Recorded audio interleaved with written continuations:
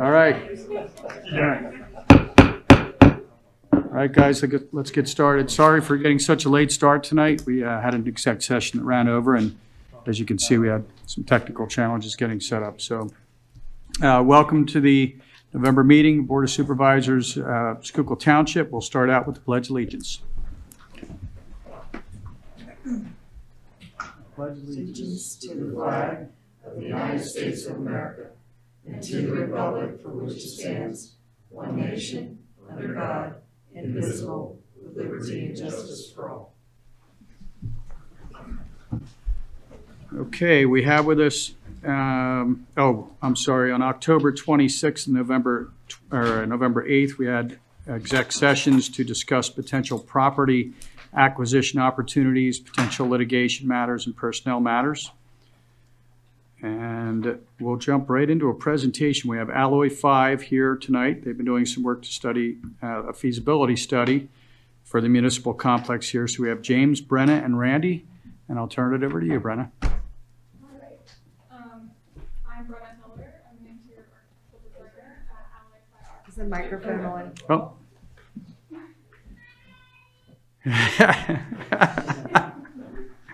Is it good? That's good. Okay. All right, I'll restart. My name's Brenna Heller. I am an interior architectural designer at Alloy 5 Architecture. And as you mentioned, we have been working to conduct a feasibility study over the past couple of months with Schuylkill Township. We have Randy Galliotto, the principal of Alloy 5 with us, and James Margata, project manager. So we have been working closely with Schuylkill Township to do this feasibility study. So we just wanted to give you guys an overview of how we conducted the study and our current progress of it. So we break our feasibility studies down into 3 sections. Those sections are data collection, analysis, and evaluation, preliminary design, and then concept design phase. The first part of the presentation, we're going to focus more on the first 2 categories. This is where we came into the buildings and we surveyed, we measured the buildings, and then we went back to our office, documented all of that. We met with the users of the buildings. So we've met with the administration department and we've met with the police department to have end user meetings to see how the building is functioning for them. And then we evaluated the building during that process, and I'll go over our building evaluation process. So we are looking at the site as a whole. We have 2 sites. We have the administration and police department building at site 1 and the public works buildings at site 2, which includes the original stone building and then the garage buildings. So as I mentioned, we conducted building evaluations, and we use a grading rubric to complete this process, and we customized this grading rubric with our design team here at Schuylkill Township, and that includes a variety of categories, which include safety, functionality, which functionality is highlighted because that is something that you will see throughout the presentation. It was kind of an outlier as we were evaluating the building, something that might look like its physical conditions are good, the functionality of it might not be working. So we wanted to highlight that and to pay close attention to that category throughout. Other categories include structural, operational impact, domino effect, energy sustainability impact, physical conditions, public impact, lifestyle impact, and current age. We then rate that from 0 to 5 and assign that a priority, which is the bottom row in the dark green. We then evaluate each building component and plug that into a formula that looks a little difficult, but we are very familiar with it in Office. So we use an Excel file and input all of this information, but we're essentially multiplying that category rating, which is from 0 to 5, by the importance factor, which is that priority rating at the bottom of the grading rubric. We were inspired by that calculation by the IRS.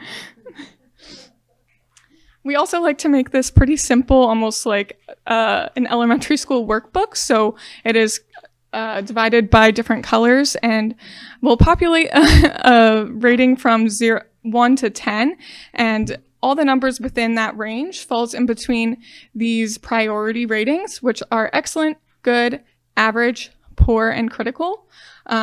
Ratings within that excellent range are in pretty good condition and are given a time frame of about 8+ years until it falls into that critical rating. And then moving into good, which means it's in pretty good condition, but there are improvements that can be made, and it's given a 5 to 8 year timeline. Average is something that should be addressed and is given a 3 to 5 year timeline. Poor should be addressed promptly and is given a 1 to 3 year timeline. Critical should be something that should be addressed immediately. Okay, does anyone have any questions about the grading rubric before we continue to move into the results?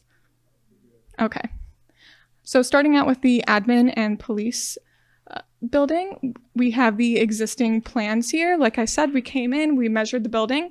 So these plans show how the building currently stands and divided it into different departments. So we have the administration department on the upper level and the shared spaces, which includes this meeting room. And then in the lower level is the police department.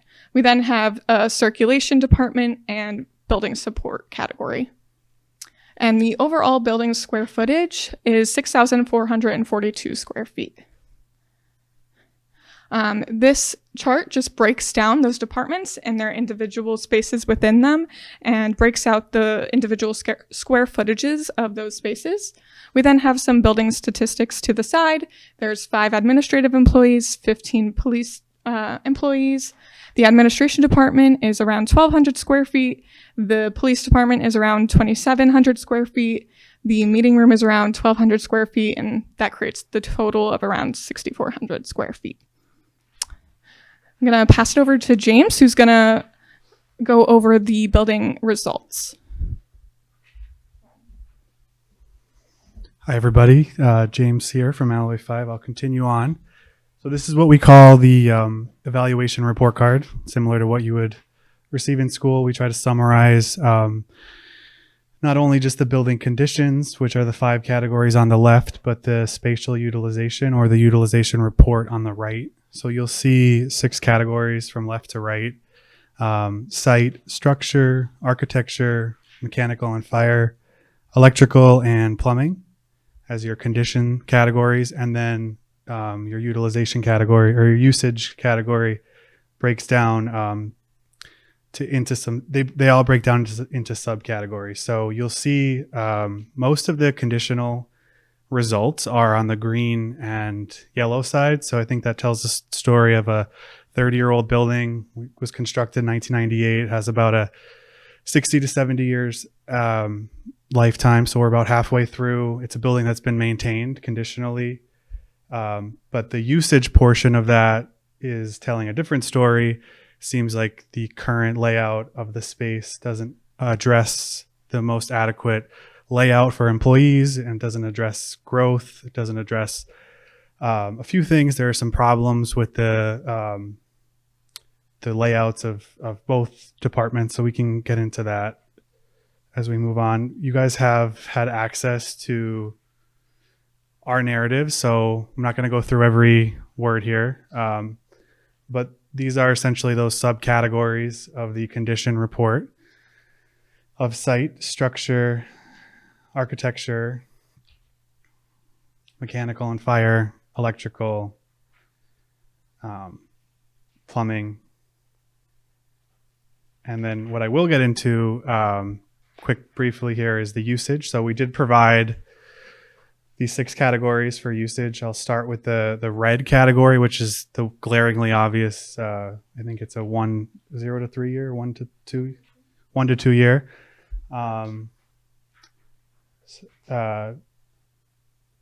Circulation, space utilization, department requirements, and acoustic privacy are the red categories. So for example, in in the roadmaster, the public works side of things, the roadmaster is away from his or her employees. So that would be like an adjacency issue. Circulation issue would be for someone who needs to use a handicap bathroom. I think if you enter on the lower floor, you have to come up to the upper floor with the accessible route being around the outside of the building. So the department requirements, like the police department has a set of requirements that is, although it is met the accreditation, there's rooms that just don't exist, like locker rooms or male and female restrooms, just exclusive to the police department.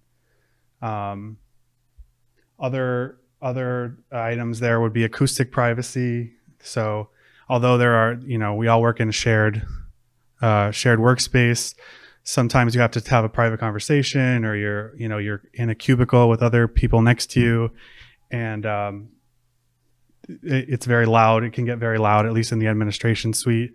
So I think the need for some private offices came up. And then just overall spatial utilization, like there are some spaces that seem oversized and underutilized, and some spaces that are over capacity and cramped. Does anyone have any questions about those? Or the architectural, MEP, mechanical, electrical, and plumbing portion of that?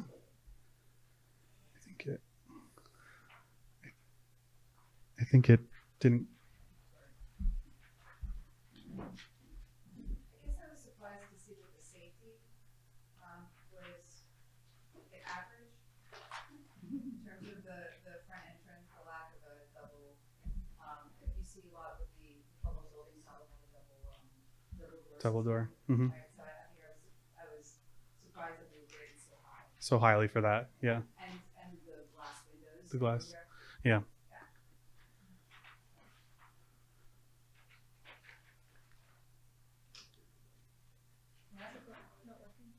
I don't think so. Can you hear me? I'm sorry, I wasn't on the mic. So I think I was surprised that the safety was graded so Safety was rated high. highly.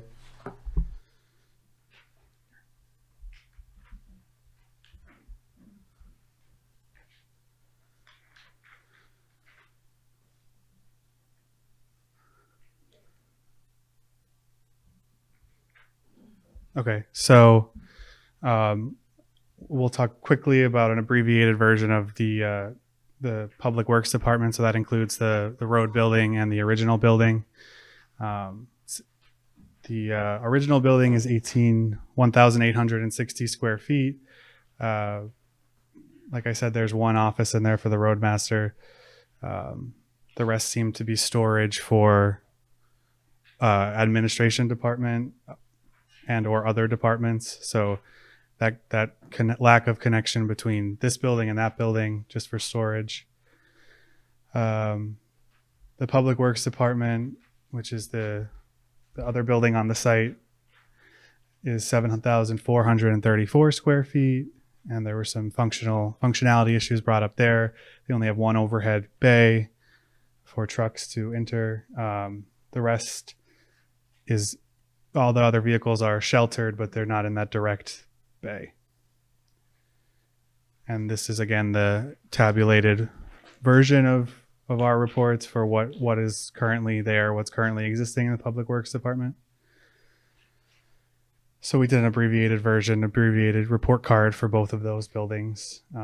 Again, mostly yellows and greens, with the utilization or the functionality being orange. And likewise for the garage buildings. So at this point, I'm going to turn it back over to Brenna. She'll talk about the solutions or the concept design portion.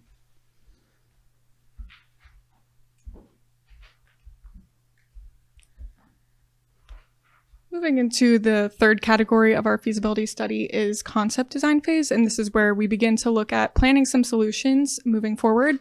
Now that we've seen the results of the evaluations and had end user meetings with the township, that's where we've gathered all this information to begin to create solutions to move forward and address those items.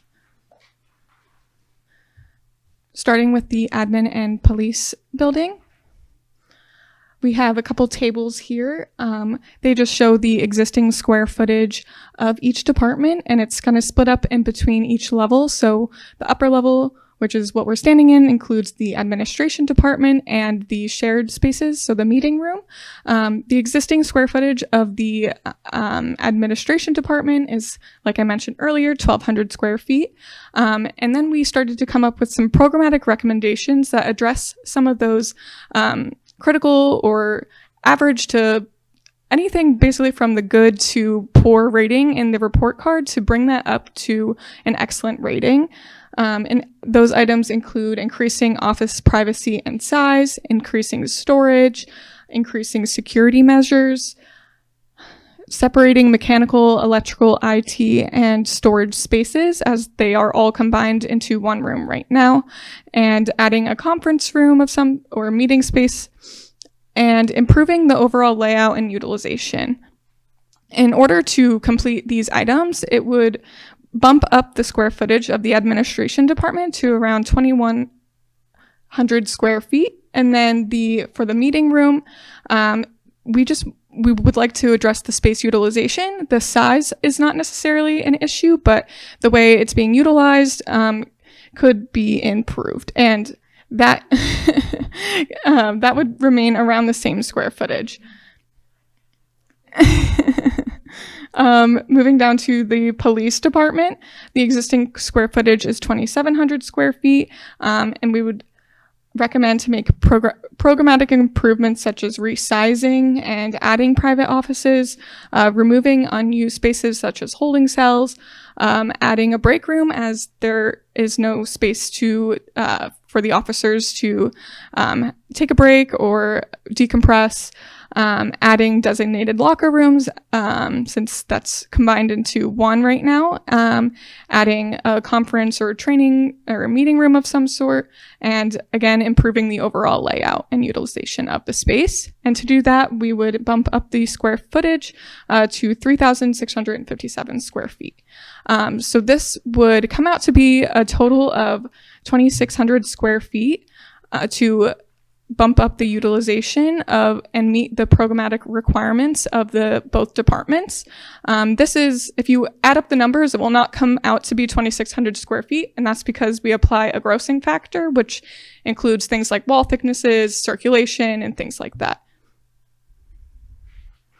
Moving into the planning solutions, although I just mentioned the need for that 2,600 square feet to meet programmatic requirements, we just wanted to show you the two solutions here and how they would compare to each other. So the first would be building renovations, and the second is a building renovation and addition.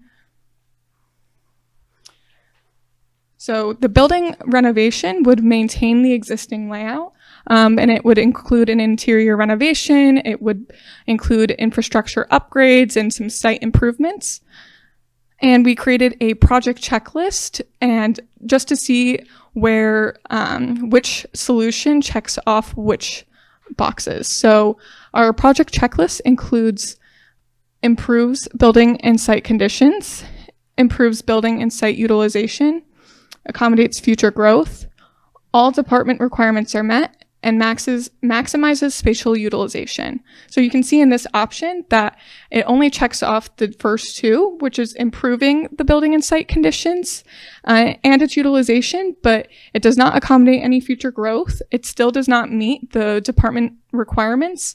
And although it might improve the spatial utilization, by using some wasted space or reallocating space, it does not maximize the spatial utilization. Moving into the second option, which is the building renovation and addition. This would increase the building footprint by around 2,600 square feet, include the building renovation, addition, the infrastructure improvements, and some site improvements. And as you can see in this graphic, we are blocking out an area, that grayed out area, which could be a potential area for a building addition. We're not saying that is the only area, but it gives an idea of what 2,600 square feet would look like on the building footprint or in an aerial view. And as you can see, this option checks off all of the project checklist boxes. So it improves the building and site conditions, its utilization, it can accommodate future growth, and it meets all of the departmental requirements, and it will maximize spatial utilization.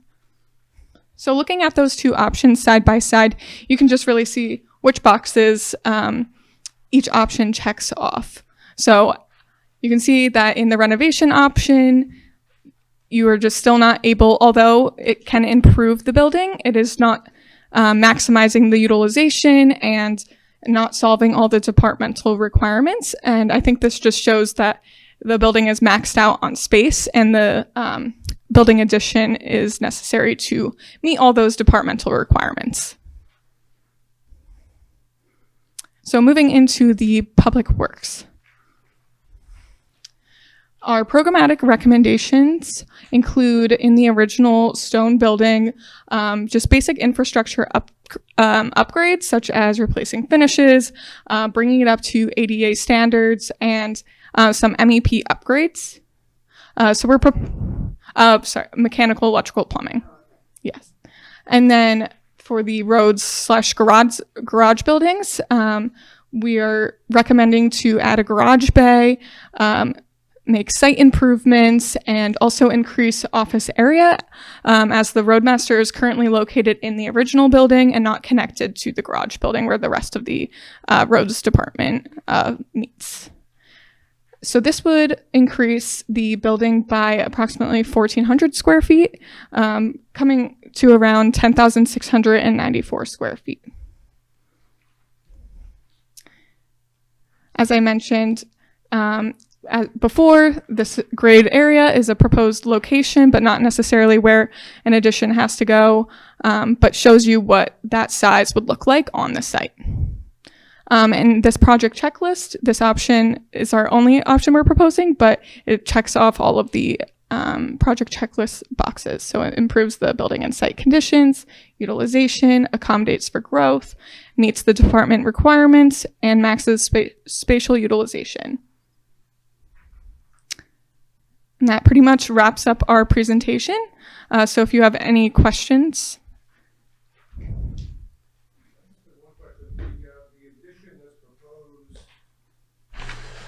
The addition that's proposed for the existing building is 2,600 square feet. You've shown us in the graphic. Is that 2 stories of 1,300 square feet? Correct. One on top of the other? Yeah. Okay. All right. Yep, that's just what the footprint would be. So it pretty much comes out to be, based off of all of our calculations, that each department, the police and the admin, needs around the same amount of square footage. So it kind of works out that it would stack very well. See, you had mentioned in the public works that you need an additional 1,400 square feet. And you had said that you would be moving, you would increase the office area because right now the roadmaster isn't with the rest of the crew. Mm-hmm. Then what would you do with the old township building? I think that is kind of up to the township, as we would like to preserve the building and use it potentially for other things. Yeah, exactly. What we've discussed before, and I think we all talked about this in a previous workshop at one point, the general concept would be, at some point, it would be great to be able to do some renovations to the inside of that building. It doesn't need a whole lot of work. It's really just cleaning up. That maybe it could potentially be used for the public to use. Because it's a historic building, it's our original township building. I think that would be a cool use for it. Or possibly nights where we have conflict, or possibly nights where we have multiple meetings that we need to hold. We could have 2 different meeting spots, which happens quite a bit. We have conflict and scheduling issues because this room's occupied.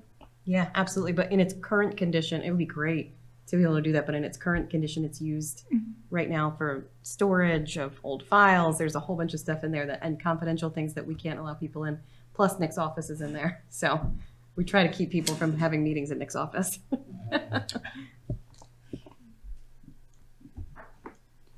I'm guessing the answer to this question is that we're not there yet, but is would the anticipated use of this expanded building, if it was expanded, or even just reimagined within the existing footprint, is the thought that we'd still have the police and admin staff on 2 separate levels? Was that? I think that's just the best way it would work out with the way the building is laid out. We don't, I can't give you an exact answer, but right now I would say yes, but. Okay.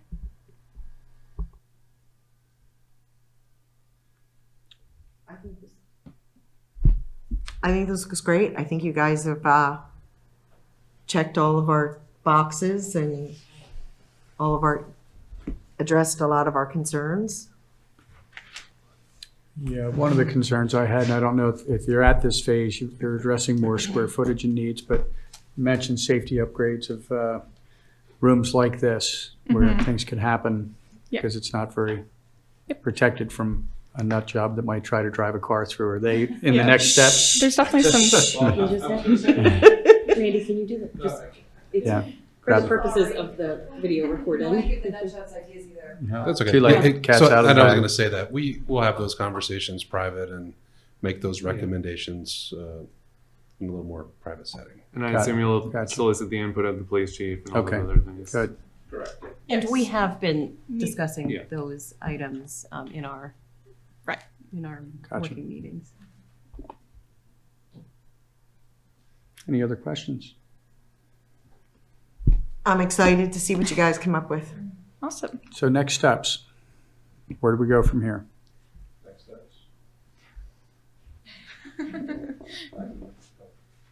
So we will have the final product of the feasibility study by the end of the year.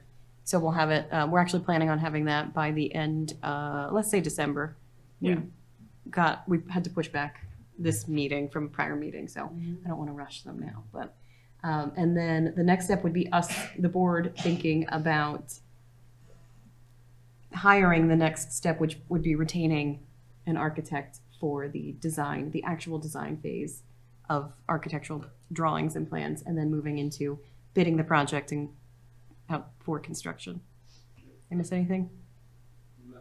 Board action on the scheme and, the professionals to do it and Yep.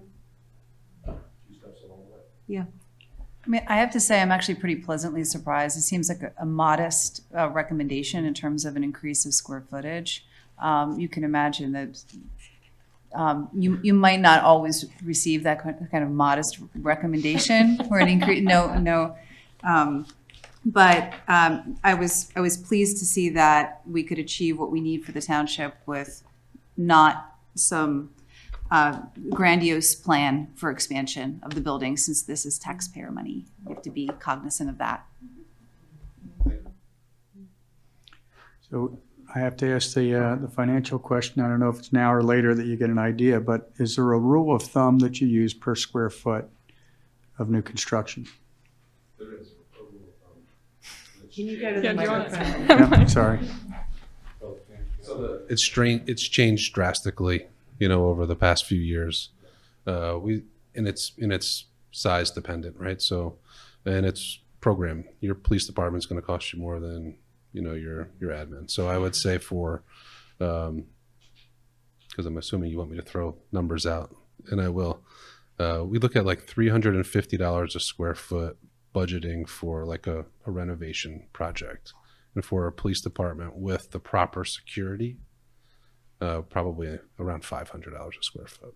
That's for renovation. Is that similar number you'd use for the new construction? It's similar, yeah. You'd be really surprised how you can build new for sometimes as close as you can renovate. Okay. Did I answer your question? Yes. Okay. Yeah. Thank you.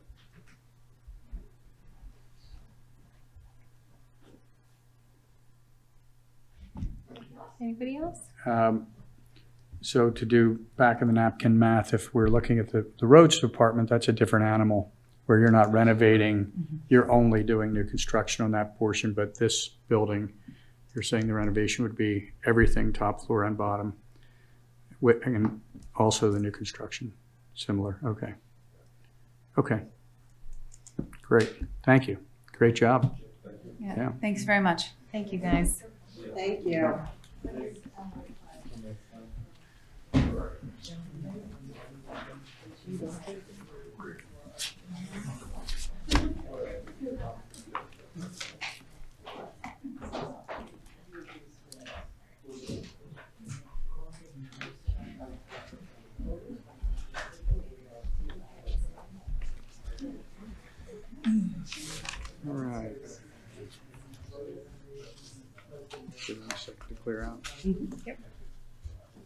Okay, moving along. To the regular business meeting, the consent agenda, acceptance of the minutes of the Board of Supervisors, October 11th, 2023 business meeting, and October 26th, 2023 workshop meeting. All departmental, committee, commission, and council reports as posted and received by the Board of Supervisors for the month of October 2023. So for approval of the consent agenda, I'll make that motion. Do I hear a second? I'll second. Any discussion, questions, or comments from the public? All in favor, say aye. Aye. Okay, treasurer's report and payment of bills, Laurie. Okay, for month ending October 31st, we have a general fund balance of just about 4.8 million. That is down about 480,000 over last month, but in line with what I would expect for this point of the year. We are at about 70% of our expenses, so that's right around where we should be this time of year. And I will get to the disbursements in the next line item.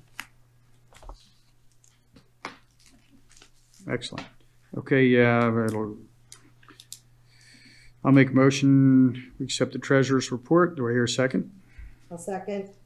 Discussion, comments, questions from the public? All in favor? Aye. You know what, I have to back up. I missed the roll call. I went Okay. right to, all right. All right, everybody knows everybody that's here. All right. Approval of disbursements dated November 8th, 2023. I'll make a motion. You approve the disbursements. Do I hear a second? I'll second. All in favor? Aye. Okay, subdivision and land development, zoning hearing board application 123 South Whitehorse Road. The applicant is proposing to install an in-ground swimming pool. They are seeking relief from section 370-73D7, accessory structures within a flood hazard district, and section 370-73A4. No structure shall be placed less than 50 feet from the boundary of any flood hazard district. Let's discuss. So the application is before the board. This is scheduled for zoning hearing board in December, I believe. So the board has the opportunity in all cases of zoning hearing board applications to take a position. So you can decide to remain neutral on an application, or you can choose to oppose an application and send the township solicitor to represent the board at the hearing. I'll make the motion that we send our, sorry. Thank you, That's Mark. his job today. I will Master. make the motion to oppose this and send our attorney to represent us at the zoning hearing board meeting. Yes, to oppose. I'll make that motion. I'll second. Go ahead. Any discussion? I believe we may have the applicant. Would you like to make comment?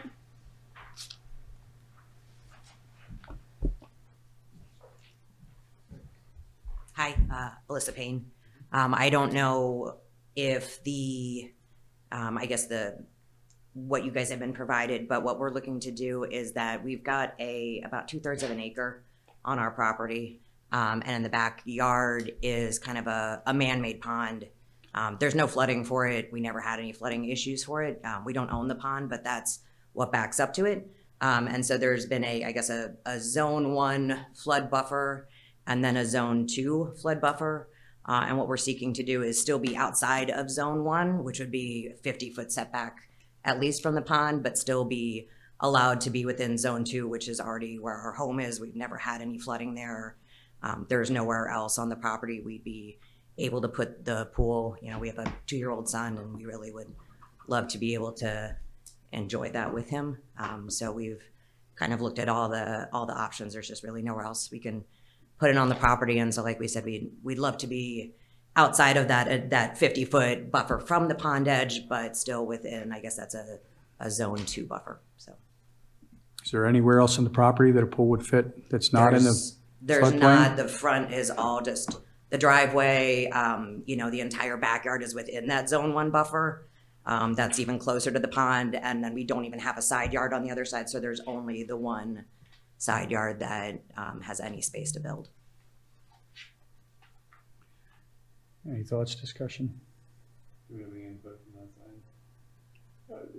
only thing I would say is, obviously, the flood hazard district issues have become very sensitive. We've gotten directions and instructions from the state emergency management people about the extreme hardship that needs to be presented, and it's a step above the standard hardship that is traditionally dealt with in zoning cases. In fact, there's a separate section in the zoning ordinance that talks about additional requirements beyond, the standards that are normally applied. So all I'm saying is it's a tough problem, but flood hazard problems are bad and getting worse, and there are serious concerns statewide with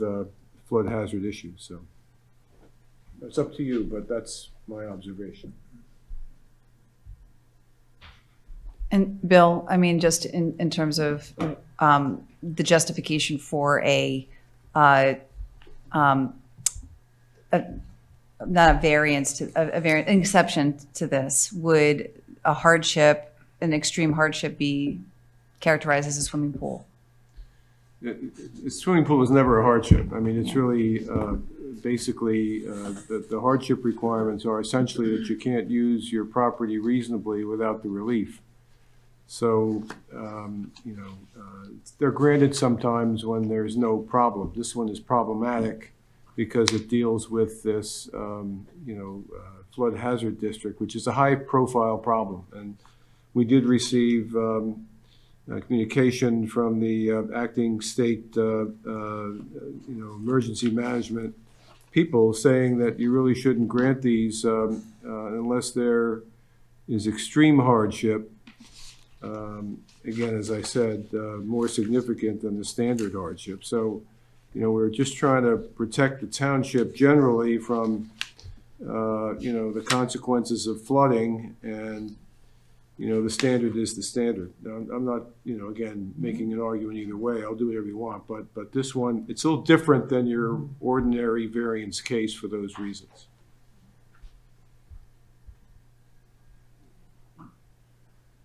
Yep. No other questions?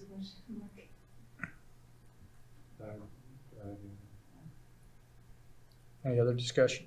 And I'm just, no distinction of whether it's a man-made pond or a natural pond that causes the flood hazard zone to be designated? No. Okay.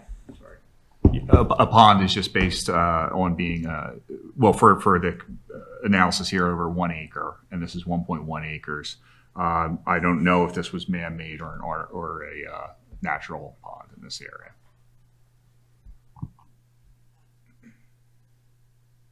It's just a tough spot because as Bill was saying, it's becoming harder and harder with what's going on with stormwater management, where we're getting pressure from the state, and it's real. The amount of 100-year floods we've had and 50 and 25-year floods are going up, and so it puts it in a tough spot. So, any other discussion? Any other questions from the public? Yeah, Sue. Want to grab the microphone? Sorry.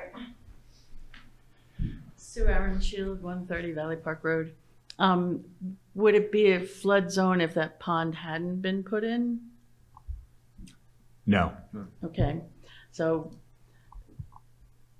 who put in the pond and why and what? Yeah, that's what we don't know. It doesn't Yeah. frankly it doesn't matter. It's there now, and the fact that it's there is So- what drives it. And if there's like an underground spring or something feeding it, or if there's it could be any number of things, but it kind of just, we deal with what we can see, not with the hypotheticals of how it got there. So I will ask the question though, if the pond were not there, do they have the option of removing a pond to put a pool in? Oh, the pond's not on your property. Oh, It's behind the 2/3 acre. oh. Yeah.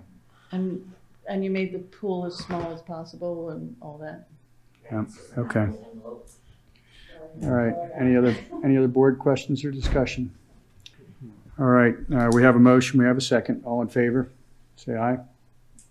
Aye. Aye. And just as a point of procedure, just to clarify again, every zoning application comes before the board for them to have the opportunity to take a position on it. The zoning hearing board ultimately makes the decision. Yeah, this is not a decision, you can't do it. It goes Correct. before a separate body. Okay.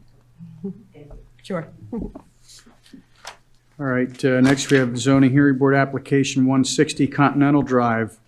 Applicant is proposing to install an in-ground swimming pool in the front yard. They are seeking relief from section 370-21, lot size, height, area, and bulk regulation, and section 370-22, accessory structures. You want to give us some background on that one? This is an unhappy coincidence to have two of these, but this one does not involve flood hazard problems. I just wanted, Yeah. Go ahead. I just wanted to make a comment that this particular situation has come to us before, and we have said no. Meaning that we don't oppose it. That we will not send Bill there. So remain neutral. Yes. Okay. It's in the front yard? It's a corner lot. Oh, okay. So there is no, There's two corners. Yeah, there's two front yards. Correct. Okay, I'm sorry, I'm looking at the map right now.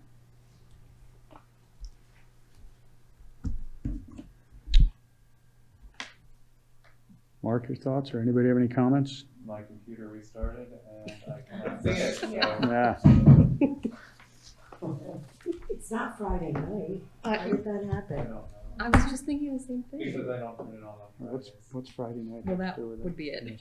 They, Oh, is our that when IT they- department does stuff on Friday nights, but you have to make sure your computer's on. Here, and then there's a road here, that's why it's a come on. Okay, it's over. So it's not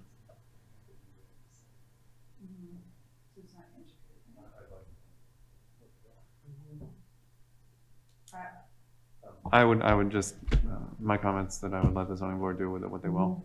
Take To no remain position. neutral. Hold the same position and let them decide? Okay, and we don't need to make a motion that we do anything, right? Correct. No motion required if you're remaining neutral. No action. Okay. All right, moving along to old business. Oh, wait, I have another, I'm sorry, that's new business. Okay, moving along to old business discussion on draft 2024 budget. Okay. So we had our budget workshop on October 26th. I have made updates to the draft in accordance with the comments that I was provided with at that meeting. So as of right now, the 2024 proposed budget proposes adoption with a carryover. That means we are assuming to use surplus funds or fund balance to balance the budget in an amount of $239,136.57. That is a lesser carryover than the 2023 budget was adopted with.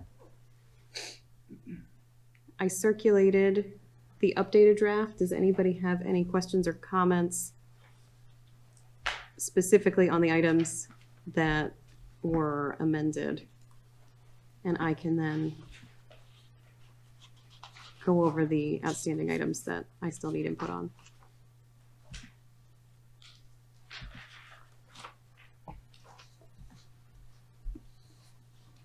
I believe at our last meeting, we requested some information from the fire department. Again, my computer is doing this, but I think what I saw before it went off was that I didn't see any further breakdown of the expenses that we requested to see. Correct me if I'm wrong, please. I can't see it right now. Yeah, Because we were looking for a breakdown of the expenses and how they increased year over year to determine where the increases were coming from. Because I believe we figured out about where 23,000 of the increase comes from, but there's a $41,000 increase, and we're trying to figure out where's the other 18. And we found out maybe it's between the substation and the main station, but we don't know what's happening with the money, and without justification for what's being done with the money, it's hard to approve to do something with the money. So the fire department is here. Do we want to, would you like to have them, we'll start with the fire Yeah, department first and have them, I think so. okay. I sent an email last week Yes, with those updates, yes, we have that. and it included all of the expenses. So the Hit your button. So at the last meeting, we talked about how the budget for 23, not including workers' comp, is 225. And the proposed budget would be 268, although it might be 266.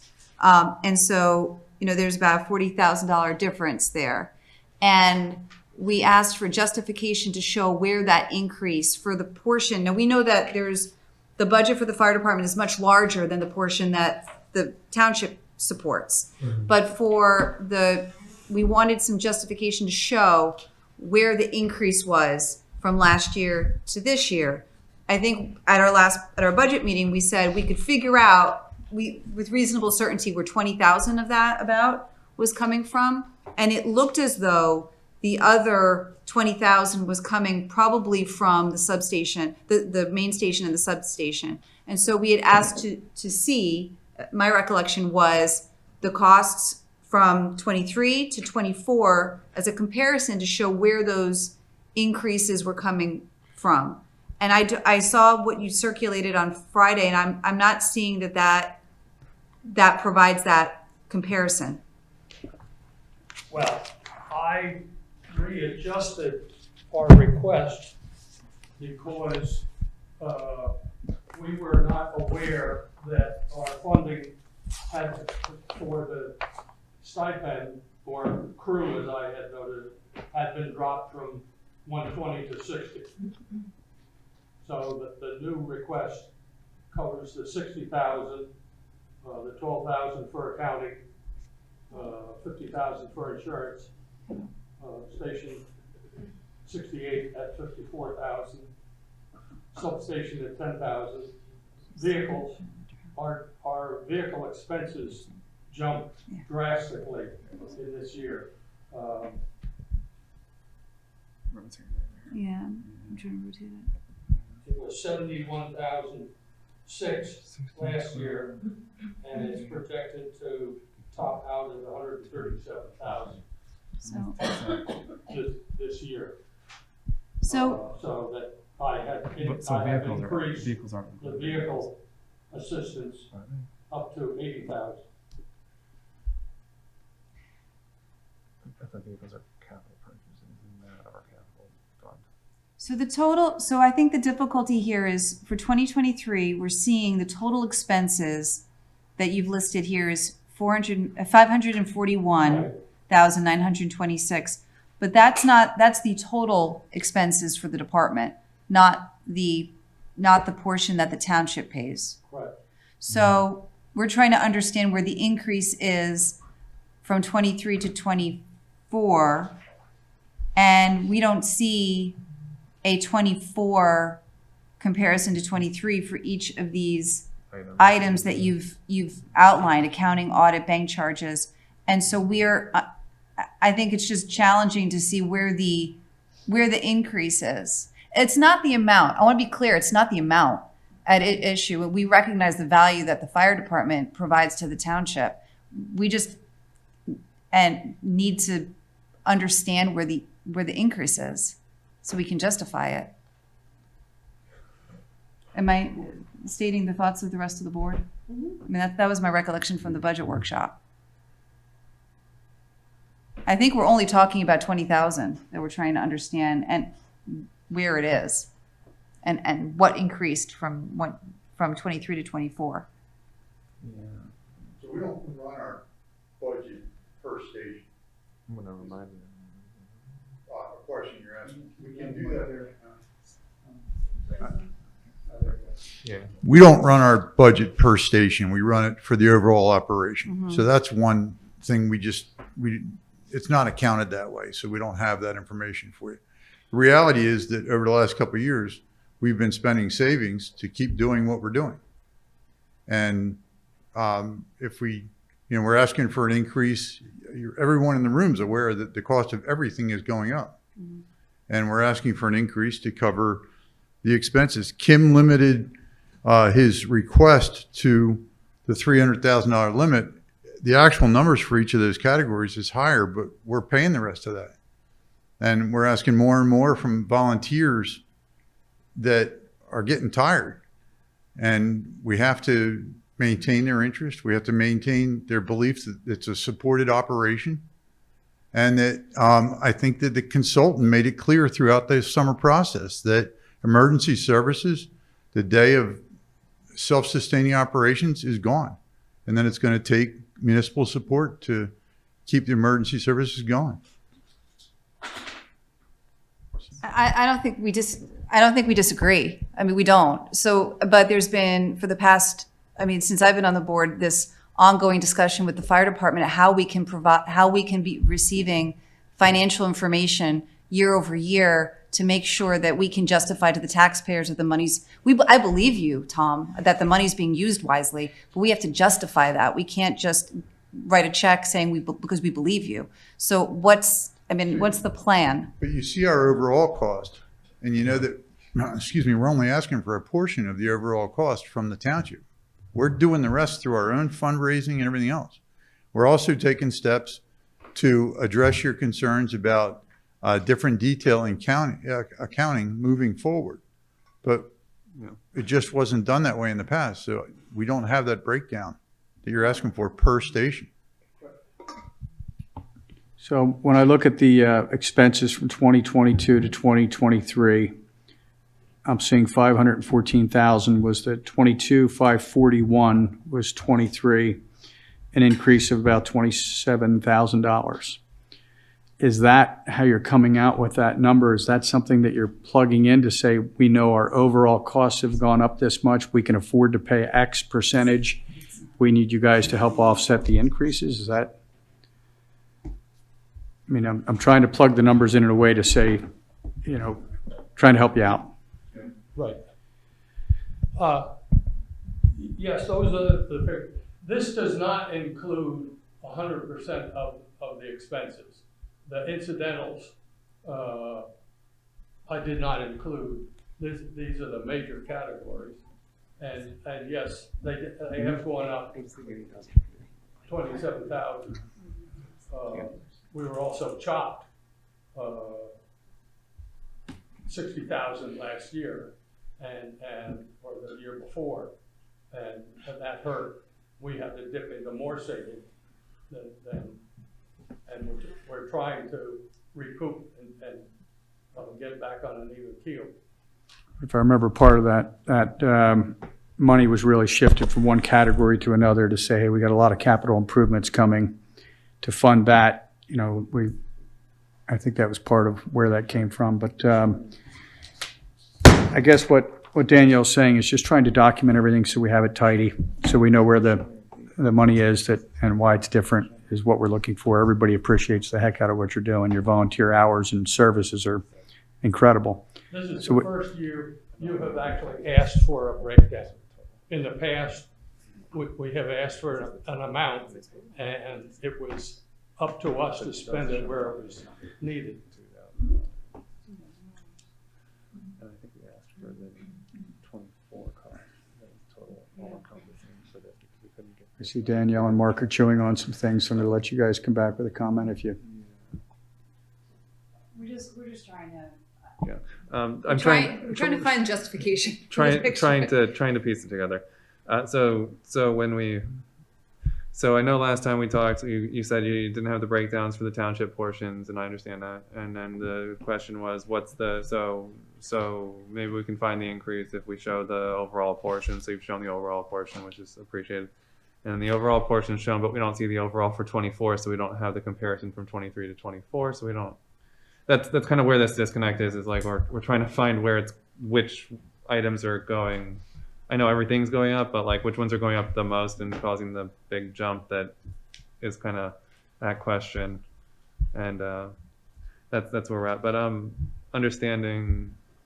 Everything you can think of is going up. Understand. Our hydraulic tools tested, the jaws of light and all that stuff.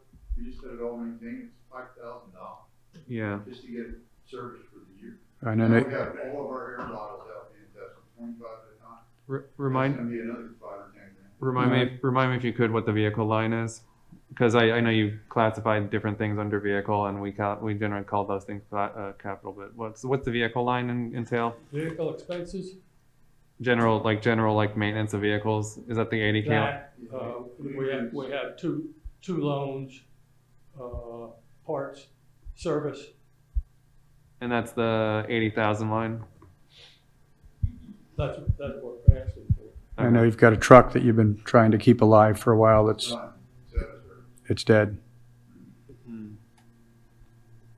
We had a valve replacement on the tank, it was $5,000.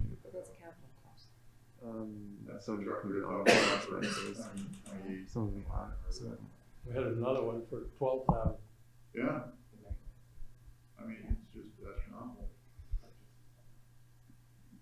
So how do we bridge this gap? And So right now we're sitting at about we can find the 250, so we're about short 18. How are we bridging the 18? I think is the question, or do we bridge the 18?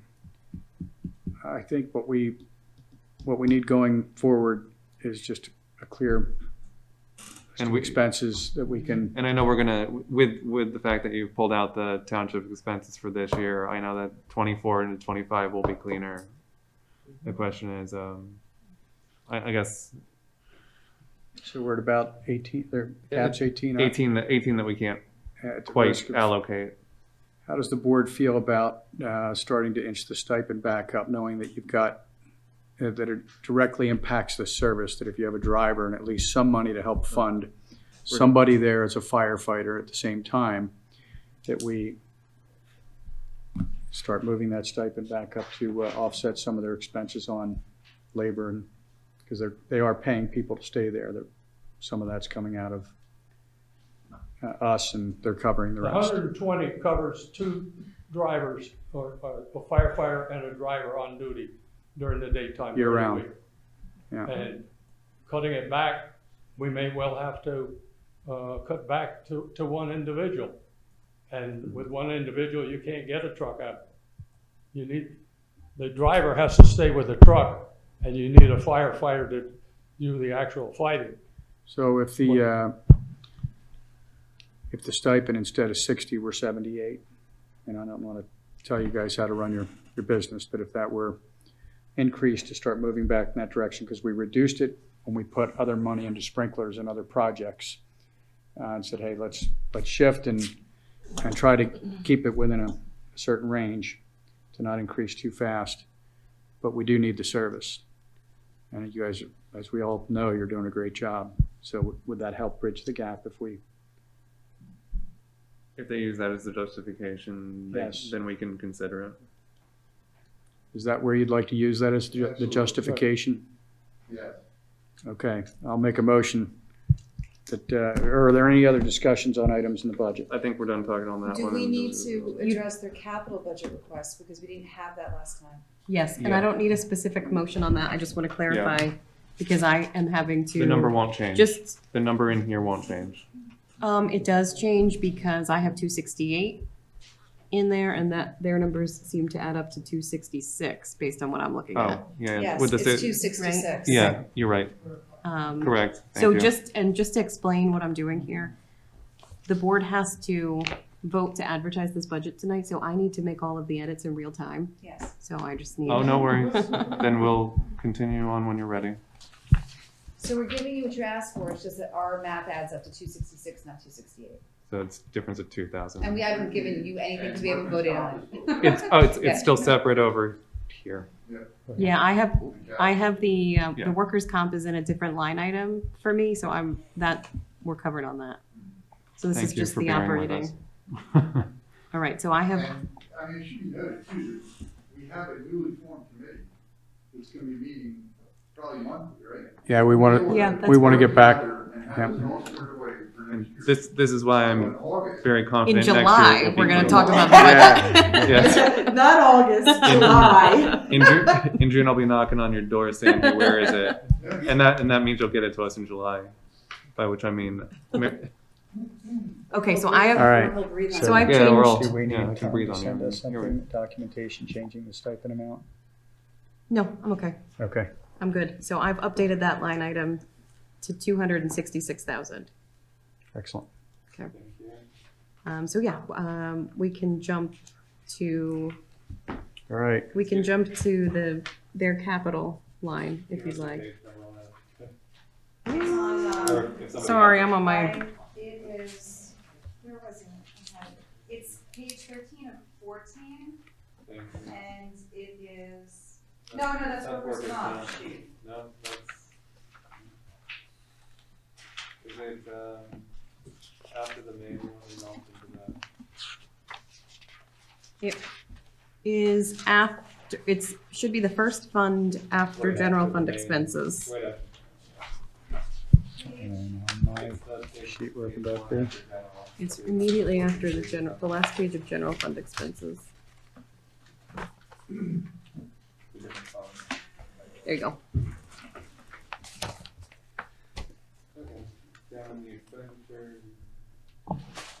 We have a line item of 270 in there.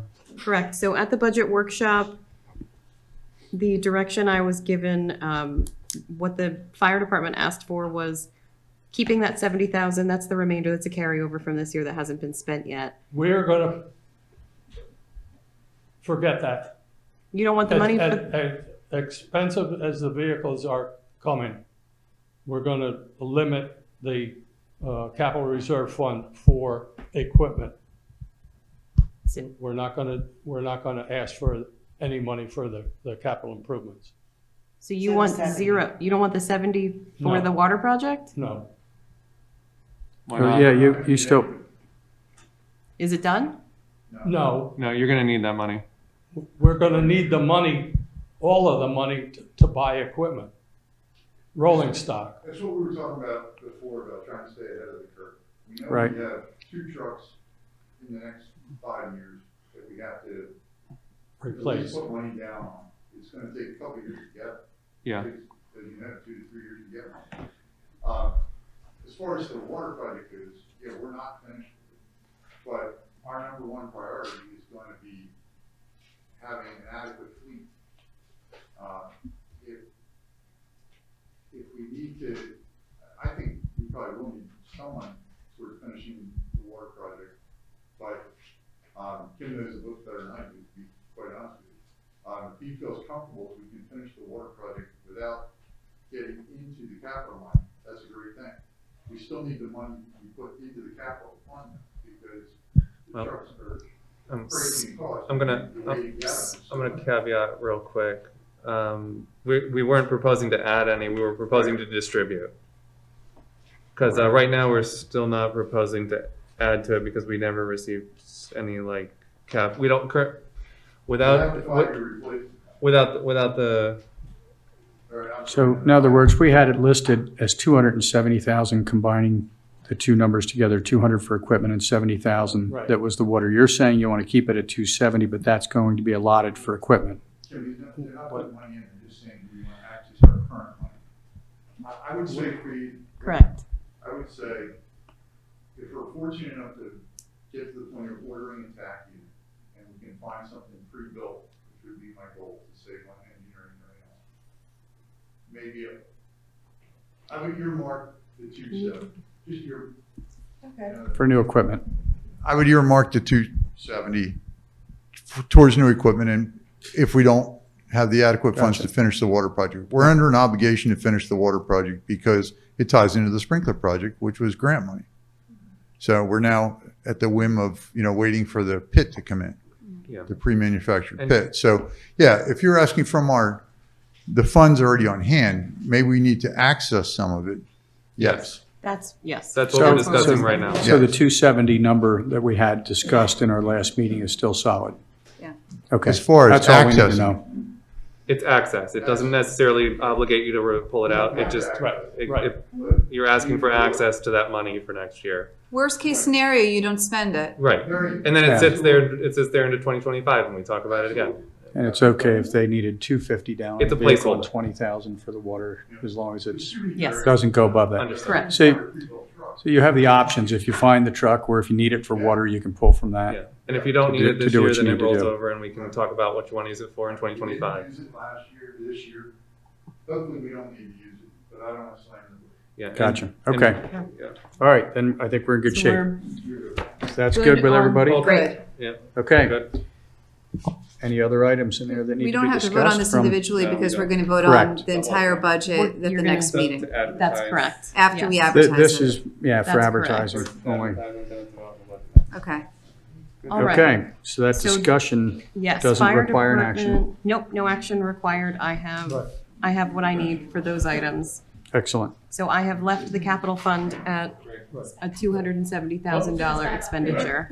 And therefore you can advertise as needed now, correct? Well, we should, there's a couple other areas we should go through, so I Okay. can point out. All right, go ahead. Yeah. So the other things that were updated, there were some minor changes that I outlined in my updated budget email to the board, just extra money into our dues, subscriptions, memberships, and training courses. That's a reflection of additional staff and board members going to trainings. I updated the investment to reflect what appears on your agenda tonight that we also discussed at the budget meeting, which was making some additional investments in Pliget. They've done very well for us. So we're looking at taking some more funds, one of which being the fire department fund to get you guys some increased interest earnings in there. So we're going to do that as well. And that is just a regular checking account, so there would be no issue accessing the funds. So those are the other things that I updated since the budget workshop. The other item that I've updated is the engineering line item for the sidewalk multimodal grant project for the engineering. So we're going to discuss this a little bit later on the agenda actually, but part of the planning that we're doing with the budget for next year, one of the projects that we are working on is the sidewalk project. There are some increased costs that are going to be associated with it. That project has sat for many years through the fault of nobody. That grant was awarded pre-COVID. Obviously, there were big delays there, and the price of everything construction related has increased. So in that time frame, we also changed engineering firms. So there's just a lot of additional work that needs to be done. At this point, submissions to PennDOT have expired, so we have to redo, unfortunately, some of that to keep the project moving. We've been given grant extensions, so we're okay on that, but we're just anticipating some additional engineering costs as well as some additional project costs that will go to this. And we'll discuss the project costs a little bit later on the agenda. But for budget purposes, the only line item that has increased for that project is the engineering, because that's what I anticipate we'll be working on in 2024. I don't expect shovels in the ground. No, I would not expect that at this point. So that will be a 2025 plan. So that's the other item that was updated in the general fund engineering budget. We covered fire department. All right.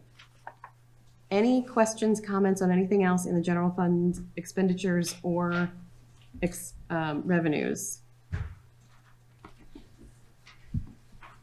I just wanted to comment to say that I know this has been a challenge for you this year, Lori, and I think you did a great job. Thank you. I appreciate that. It's no small feat, but we've done it. Okay, then I'm going to switch gears and we will discuss the ARP fund. That's the other significant change that was made from the workshop meeting. So when we discuss the ARP, and that's the American Rescue Plan Act funds that we received from the federal government, we have to obligate those funds by December 31st of 2024, and we must spend them by December 31st of 2026. So when we had the workshop meeting, there were all the line items were zero in that fund until we discussed and I got feedback on what we were going to do with that money. So in looking at it, because we need to obligate the money by the end of 2024, stands to reason that the budget needs to reflect that fund balance at the end of 2024 be zeroed out. So I have updated the expenses to reflect the amount that's in that account right now, which is about $676,000. I have moved some of our projects that we were taking out of the capital roads funds that were related to stormwater construction and put those into the ARP fund instead. So that retains more money in the roads capital fund and takes it out of the ARP funds because we have to do this work next year, specifically the PRP plan and the remainder of the Paul Lehman Drive project. So those are two of the projects that I allocated to the ARP fund. The balance I allocated to our municipal complex project. So if we don't spend the money by the end of 2024, that's okay. We just have to show that those are the uses that we're intending for them. We have until 2026. So by the end of 2024, we should have, the PRP plan will be done. So that money will be spent. Paul Lehman Drive will also be done. So those will be done. The only question would be the municipal complex, but we will certainly, if the board decides to move forward with the project, we will have architectural fees. So I don't think we'll have any problem ending 2024 with contracts in place that justify our obligation of the rest of that fund balance. So I don't see us at any risk of having to give back any money, which nobody ever wants to do. So the PRP improvements, is this construction or does this also include engineering? It does include engineering, but there is some minor engineering also included in the cap roads budget for that project. That left us a buffer for both. Okay.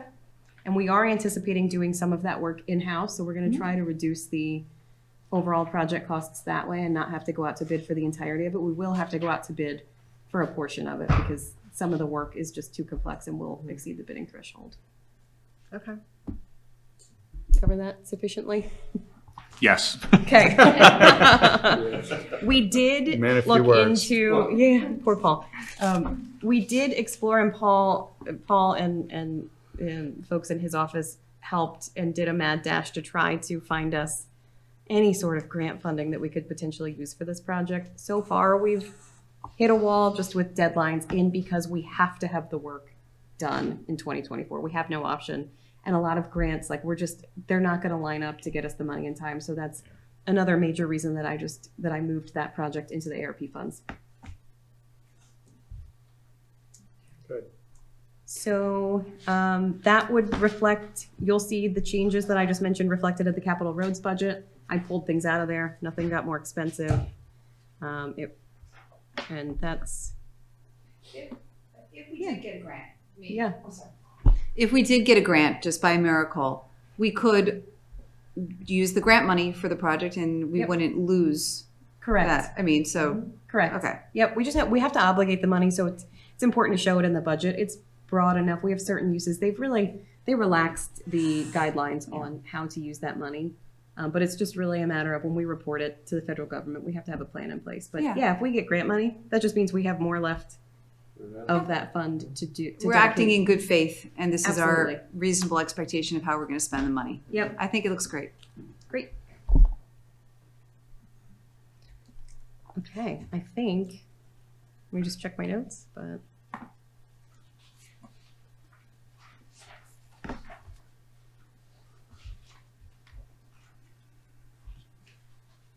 That was the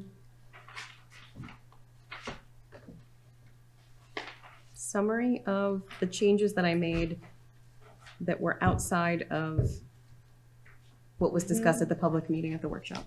Everything else was made in accordance with the workshop. Excellent. Right. All right. Moving on. Moving on. Okay, discussion and possible appointment to fill the unexpired term of Supervisor Susan Garrett. Her term would have expired January 1st, 2024. So we had a vote yesterday with, or an election yesterday, and the votes were tallied. No. And we have what looks like Mark is in pretty good shape. January 1st. And John also came out a winner. So let's discuss. I think we were holding off to do anything, wanted to see where things went. And we have a certain time frame where we have, 30 days to appoint somebody new. My thoughts would be John would be a good fit to to be the person, knowing that he's going to be getting a little bit of a head start learning before January rolls around. So I think it'd be a good fit. Any thoughts? It's a nice logical choice, and John's been at most of the meetings here to keep up with everything, so. Then I'll make the motion that we appoint John Callahan, I'm so sorry, It's all right. Had your back. to fill the unexpired. unexpired term of Susan Garrett. I'll second that motion. Any further discussion? Any comments or questions from the public? All right, all in favor? Aye. Okay. So I will just add to that procedurally, like a broken record tonight, but we will handle your swearing in. So that will just be done. He can go to a notary or the district justice to be sworn in, and then we'll retain the records on file. So it won't be done at the public meeting, but there's no requirement to do that at the public meeting. So we'll coordinate on that and we'll handle that and take care of it. And then you'll be sworn in a separate time when you take your elected term in January. The second swearing in is more, Glamorous. Yes. Ceremonial. Glamorous. Yeah. You get to stand at the front. You get to stand at the front. Well, congratulations and thank you. Okay, discussion and possible motion to reassign liaison positions for Supervisor Susan Garrett, which would be the Police Department Liaison and the Environmental Advisory Council Liaison. I think we had a volunteer from the audience for one of those. I think we give John all the icky stuff on our desks that we don't want. Yeah. Is the Environmental Advisory Council meeting? Between now and the end of the year. Yeah. They should, right? I they have a believe they meeting. are. I think They they meet are in meeting in November. November. I I don't know believe if they'll- they I are think not they're meeting in meeting in November, December. but they're not meeting in December. I think Is that that- what it is? Yes. Okay, so it's just one more meeting. Yeah. I can do that. Well, why don't we get, Or John, would you like to go? It's gonna depend on the date, only because I know I'm gonna be out of town Huh. for some of them. What's the date of the give me a second. environmental one? And I was obviously joking. 28th. Environmental Advisory 28th. It's the not- 28th. The 28th. 28th of November. That's a Tuesday.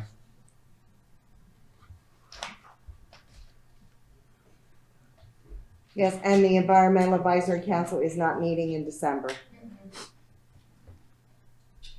Yeah, I'm here. Yeah, I can cover that. Excellent. Okay. Great. All right, you've been voluntold. I mean, thank you for volunteering. You've been voluntold? Yeah. Is that No, what you I meant to say thank you for volunteering. And I can take the police liaison one through the end of the year to cover that, because I'm doing stuff with Bob anyway on police negotiations. I might as well just handle that We for did the have rest of the year. a monthly meeting with the It's chief It's this a whole morning, nother so- month. I think So- that's great. Yeah, You should definitely do that. I'll do it. Okay. I got it. So we covered them both, I think. If All you're, right. if you're all cool with Okay. that. So then I need to make two separate motions here, I suppose. You can do it together. All right, I'll Wrap make a it motion on the one. that the Police Department Liaison be covered by Mark and that the Environmental Advisory Council, John will take that, or will be covered by John. And do I hear a second? I'll second. Discussion. All in favor? Bye. Okay. New business. Motion to advertise the 2024 Schuylkill Township proposed budget for adoption on December 13th, 2023. I'll make that motion. I'll second. Any discussion? I think we had a lot already. All in favor? Aye. Consider approval of brand, you want me to jump back to? We can go through these first and then we can. Okay. All right. Consider approval of Brandywine Valley SPCA contract renewal. I'll make that motion. Second. I'll second. All right, discussion. This is the township's animal control contract. Brandywine Valley SPCA provides animal control services for the township, so it's just the contract renewal. Discussion. Any questions? All in favor? Up, Jim. Yeah, is it? Microphone, please. Take that. Jim Morrison. I was just wondering if that includes dead animals. No, it does not. Yeah. Okay, we have a motion, a second. All in favor? Aye. All right, we have another item. I'll put that at the end of new business. Discussion and possible motion to approve transfer of funds from Valley Forge Volunteer Fire Company Capital Fund account to Pennsylvania Local Government Investment Trust, otherwise known as Pliget. I'll make that motion. I'll second. Any discussion? Just sounds like it's a great idea. Yeah. Yeah, it's been killing it with the returns. Yeah, we missed one. Yes. Number 3 on the previous Did I? page. I'll jump back to that. I checked it off. Okay. Do we need to make a motion on that? Yeah, We need to I mean, finish- vote on the we need to motion. finish. we'll finish this one, then Yeah. we'll, all right, all in favor? Aye. Aye. All right, going back, I checked one before I said it. Consider approval of Cypress Landscape and Design, quote in the amount of $11,077.22 for the 2024 garden bed maintenance of the Township complex. I'll make that motion. Do I hear a second? I'll second. Any discussion? I just have to say, having recently bid this out for very small HOA, I think it seems extremely reasonable. I just really think it's funny that it's not for a solid dollar amount. It's the $77.22 that just cracks me up. It's because we Well, they're pay it thorough. monthly, so it's a monthly fee, and that's just, I know, it just I comes know, out to it's- that. And we've had her for many Yeah. years, so it's just the nature of the incremental increase, but she does a phenomenal job. It's wonderful. The whole place looks amazing. Yeah, I would just add if there's a way that we could try to stress native plants to the extent possible. I would love to see that. She has actually prepared a whole native plan proposal that we will look at. It made sense to hold it until we got a little further into the feasibility study. It was going to be a pretty big overhaul, but we have talked about that, and she is, that's definitely on her radar to do Okay. more natives. Great. Okay, discussion and possible motion to approve transfer of funds from Did we finish? We didn't finish the motion on that one. Oh, we didn't, I'm sorry. All in favor? Aye. Aye. Motion second, all right. Thank you. My bad. Nope. Okay. Discussion and possible motion to approve transfer of funds from ARPA fund account to Pennsylvania Local Government Investment Trust, Pliget. I will make that motion. I'll second. Discussion. Just that this makes sense because we're getting fantastic interest from Pliget, and it just makes sense to do this. Okay. That's all. Any other discussion, questions, comments? All in favor? Aye. Motion to advertise intent to appoint a certified public accountant for the Schuylkill Township 2023 audit. I will make that motion. Do I hear a second? I'll second. Discussion? This is a requirement of second-class township code that we advertise our intent to appoint a CPA. It goes back to, we use a CPA to do the township's audit instead of using the elected auditor, so we're required to advertise this a certain amount of time before reorg, which is when we will officially appoint the CPA. Any other questions or comments from the public? Yes. Why do you use a separate CPA rather than the elected auditor? The appointed CPA firm it's a professional firm that the township hires.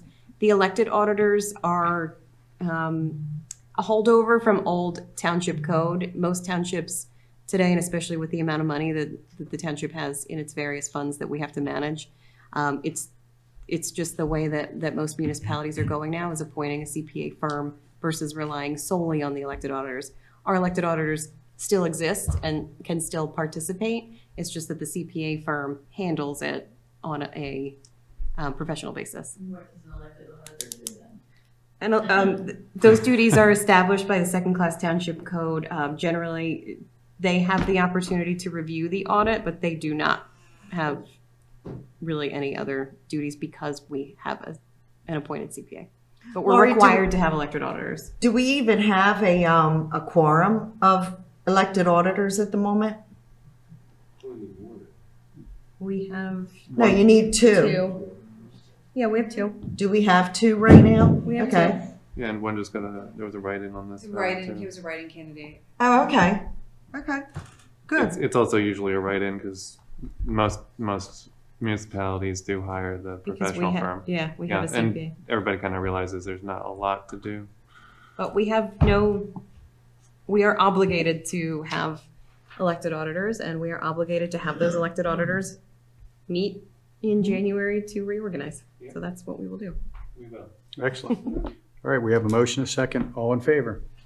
Aye. Okay, pollution reduction plan, PRP, public comments.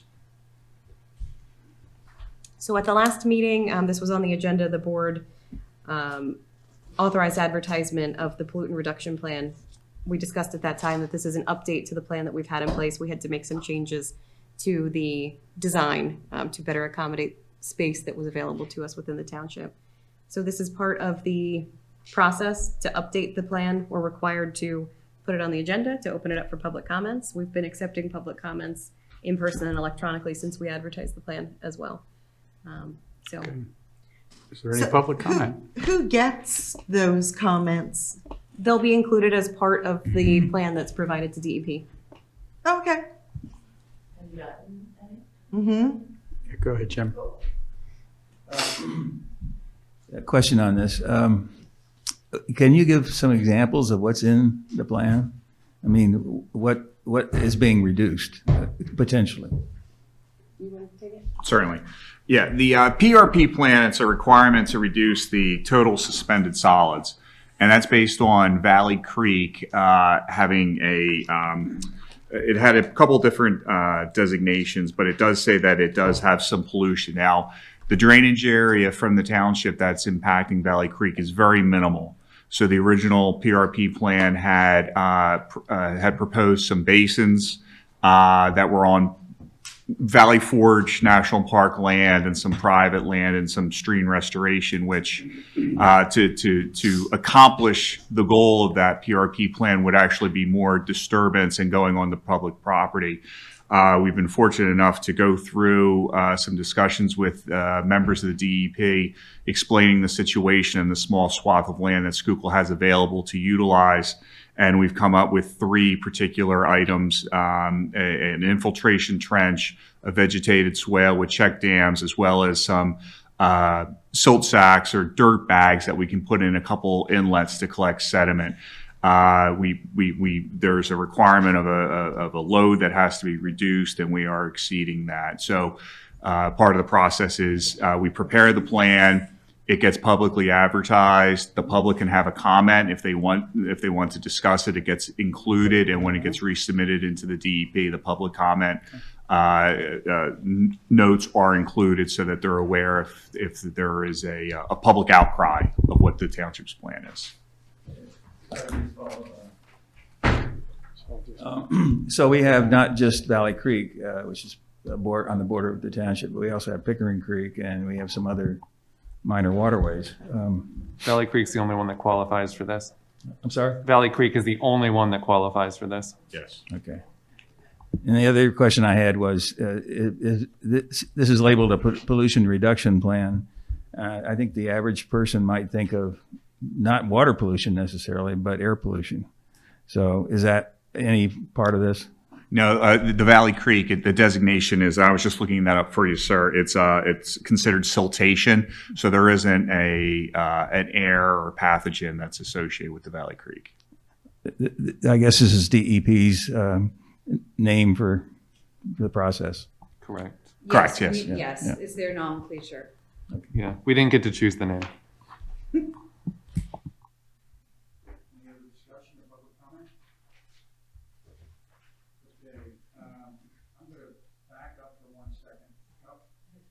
I'm going to back up for 1 second. I had something that I wanted to bring up, and we may have to restructure the motion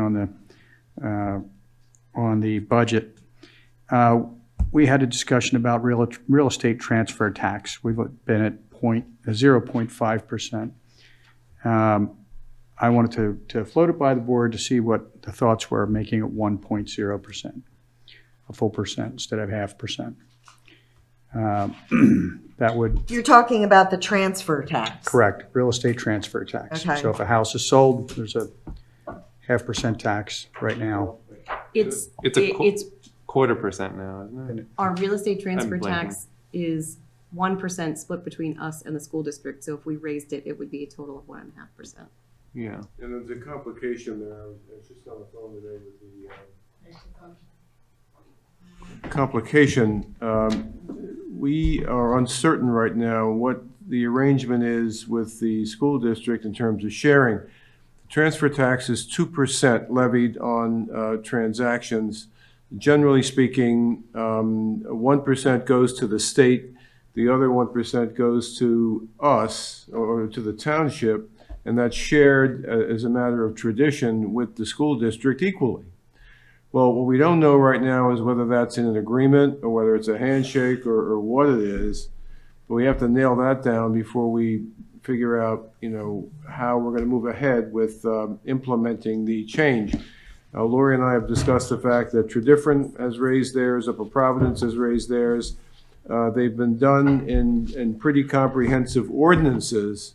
We have a very short ordinance, 2 pages, actually 5 paragraphs in our ordinance book, which imposes the tax at 1%. But again, we don't collect 1%, we get 0.5%.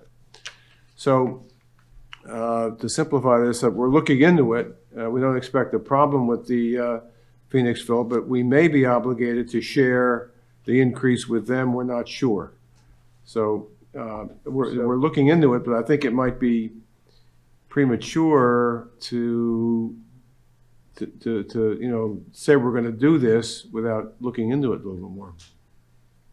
So if we did want to do this later, does it have to be something that's covered now during the budget period, or is this something if we said in January, February, hey, We can we're not increase it at any obligated. time. The question is whether it gets put in the budget as part of your proposed income stream. And I think it's okay to leave it where it is, and if it does increase next year, that's just more revenue than we projected, and that's okay. So in other words, we can come back to this. Yes. It's not time sensitive. it's that we have it's to not do it. locked in now. That's fine. Yeah. Okay. I think that's the best way to. All right, we'll revisit it. Let's learn what we can and then come back. And we don't need it for the budget, we don't need it to balance the budget, right, Lori, for next year? We don't need that revenue? We're balancing it.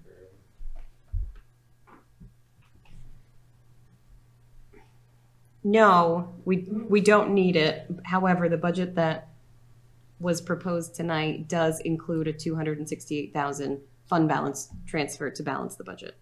However, that's always how we adopt the budget. It's a lesser carryover from last year. We generally end with a surplus at the end of the year, and we don't actually need to use fund balance. So It's in a other words, complicated way of saying. Thank you. Then I would agree with Bill that we should reflect on it before we make that, propose that. Okay.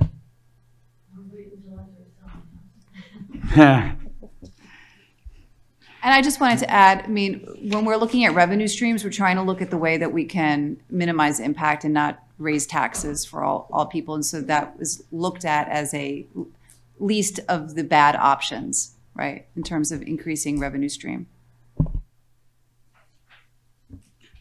All right, moving along. Discussion of textile recycling program. That would be me. So,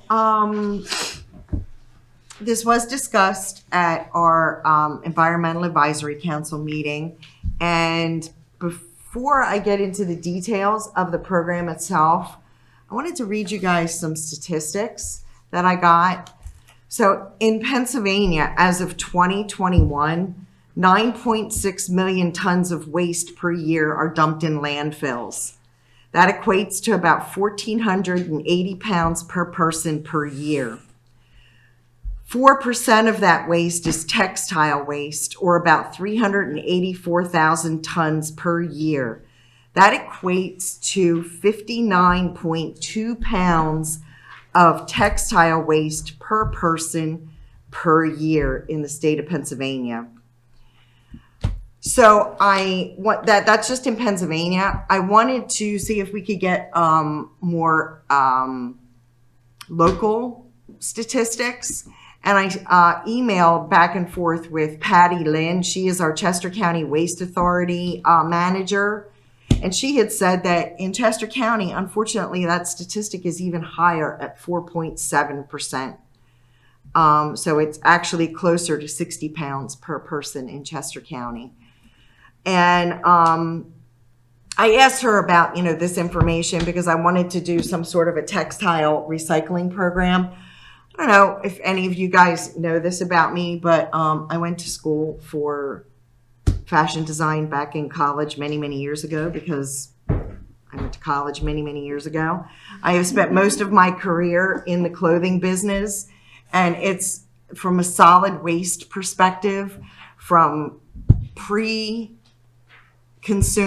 to post-consumer. It's a really, really, really wasteful business.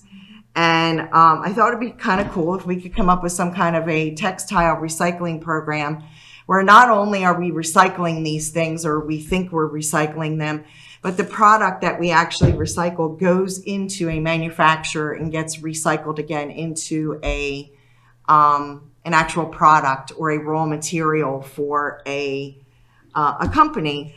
And I also wanted it to be free for the township. So I found 2 textile recycling programs. One of them is a denim recycling program with a company called Zappos. They will take any denim that you have, as long as it's 90%, at least 90% cotton. And they shred that material. Once they get it, they shred the material and they turn it into insulation. I have a sample here, if anybody cares. This is not cotton. I will tell you that this is polyester. It's gross. Cotton is much better. If anybody wants to come and take a look at this and pass it around. Again, this is a program that is free for the township. The only thing the township has to pay for is shipping labels. Zappos pays for the shipping of the materials to this person or company that turns it into insulation. The next one I wanted to talk about is it's socks recycling. I know that we all have that pile of socks in our laundry room that has missing mates because the dryer ate the other mate. So this textile recycling program, they want your socks. They want you to recycle your socks, and it goes to Gold Toe Manufacturing. Gold Toe then takes your socks. They sort them by fiber content and color, and they mix those fibers up with virgin materials, and they make new socks with it. Again, this is a program that is free to the public and free to the township, except for printing out the shipping labels. I did discuss this with Lori, and she's actually okay if we spend the money on printing out shipping labels here. So I did talk to our Environmental Advisory Council about this. They're interested in helping us promote this. And we're thinking, we have some rough edges to kind of work out, but we're thinking about having this from February until April of next year. So I'm really excited about this. Like I said, I've been in the clothing business for a long time, and I have seen how horrible it is as far as solid waste goes, and this is kind of a really exciting program. So look forward to this, and look forward to some more information about it and how to get everything here and collect everything. So this is a good program and a good candidate for, like, I feel like there are often a lot of clothing items in your house that you don't need anymore and you don't want to throw it away, but it's not in good enough condition to donate to someone. So this is a really good option to fill that void. Mm-hmm. Everybody has mismatched socks. Everybody has socks with holes in them. You can't really donate used socks. And you have to throw them away. Well, here's an opportunity to bring them into the township and we'll make sure that they get recycled. They do have to be clean. I really don't want to deal with anybody's Yes, nasty. they do have to be clean Yes. before they're dropped off here. Yes, yes, they do. That's the stipulation. I am not going to deal with your dirty laundry. So, but I think this is a really cool thing. And one last thing, when I email back and forth with Patty Lynn from Chester County Waste Authority, she did say that if Schuylkill Township chooses to do this, we will be the first municipality in Chester County to have a textile recycling event. So let's be number one at something for a change. Oh, Yeah. great. Bring them in. I've got a They pile have to in the be corner of my clean. closet. I think this is great. I mean, I'm like, as you guys make fun of me, like a chronic tree hugger and like militant composter. So, but I have 2 kids and I have lots of holes in socks, and I would love to have something like this be a permanent fixture if it's successful. I have personally recycled my jeans by driving long distances, which is not good for the environment either, to find a place I could donate them. So I think this is great. Thank you very much, Martha, for spending the time and effort to find this for us. And anything I can do to help you with it, I'd be happy to. And if there's any way we could even promote it in the school district, I think that would be a great thing too. That is a rough edge that we're trying to work out. I don't want to say that I'm getting some negative feedback, but I am kind of getting a little bit of negative feedback about putting a box or something in some of the schools, because I think the administrators are afraid that I'm not going to show up and collect the boxes, so that it's just going to pile up. But I'm there every day, and they all know me, so it doesn't make any sense to me. But I am working on discussing this with the schools, because I think getting kids involved, I think it would really make it a successful event. How does it work?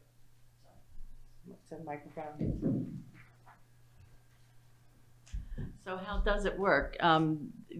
We just drop stuff off to you, or we come and get the shipping label, or? I was going to ask, is there a box that would be placed somewhere? Well, like I said, we're working on some rough edges here, but yes, we're working on putting some sort of, a box here in the township building.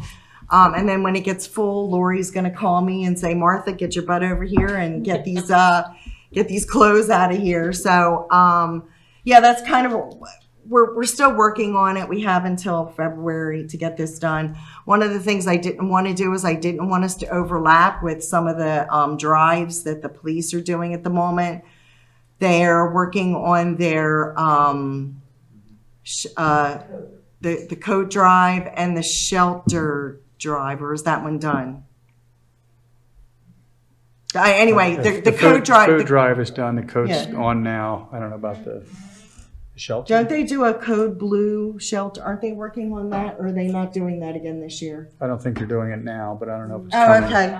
Okay, Yeah. never mind then. But I know they're doing their code drive until the end of January, and I didn't want this event to overlap with that. So that's why we kind of thought, from February to the end of April, it gives everybody a chance to get some spring cleaning done. The fact that you might replace some fiberglass insulation with that, you had me at insulation. Yeah. Yeah, I don't like fiberglass. I've put blue jean insulation in my own house. So, I mean, you can definitely purchase it. Maybe we think about it for the township building. And if anybody gets food meal kits, like what is it, Hello Fresh, and some of those other ones, this is what this is. It's the insulation that they use instead of styrofoam. So it's just one of those things that or if you get medications in the mail that need to be cold, that's what this is. Great. So, but yes, I'm Excellent. very excited about it. Well, good job. That is exciting. All right, there's another item here I'm going to add on to new business that just popped. Like to make a motion to authorize the township. First make a motion to amend. the agenda. Okay, I need to first amend the agenda, so I'll make a motion. We amend the agenda and add another item on. Do I need to You read have to that item specify- now? You have So to that, specify that the item would be a motion to authorize the township manager to seek an appraisal for a potential open space acquisition in an amount not to exceed $20,000. I'll second the motion to add the motion to the agenda. All right. And there would be conditions to going forward with that would be within the judgment of the manager. Yes, yeah. All right. Any questions? or Second, you No, make a motion? I seconded the You motion. second the We're voting motion. to, now we're voting to add it to the We're agenda. adding, okay, voting to add it to the agenda. All right. Any questions? Any public comment? All right. All in favor? Aye. Now I can make the motion. Correct. Okay. Yep. So now I will make the motion to authorize the township manager to seek an appraisal for potential open space acquisition in the amount not to exceed $20,000. I'll second. Discussion, comments, all in favor? Aye. All right. Oh, there was a comment. Oh, sorry, go ahead. Was that just for the appraisal, the 20,000? Yes. Yep. Oh, yeah, no, that'd be nice. Right? Yeah. Yeah. Yeah. $100 an acre. Boom, yeah. Okay, that finishes that. We will get into resolutions and ordinances. Consider adopting the resolution number 2023-15, authorizing Schuylkill Township to enter into an intergovernmental cooperation agreement and participate in the Delaware Valley Health Trust. I will make that motion. I'll second. Discussion or explanation? This, the Delaware Valley Health Trust will provide the township's employee-sponsored health benefits. So that is just we are already a member of the Workers' Comp Trust, so we will now be joining the health trust that will afford us additional savings in those insurance costs. So Laura, you had said to me, kind of casually when we were going over the budget, that you think this will probably save us about $20,000 a year? That is, yeah, that's the preliminary estimate.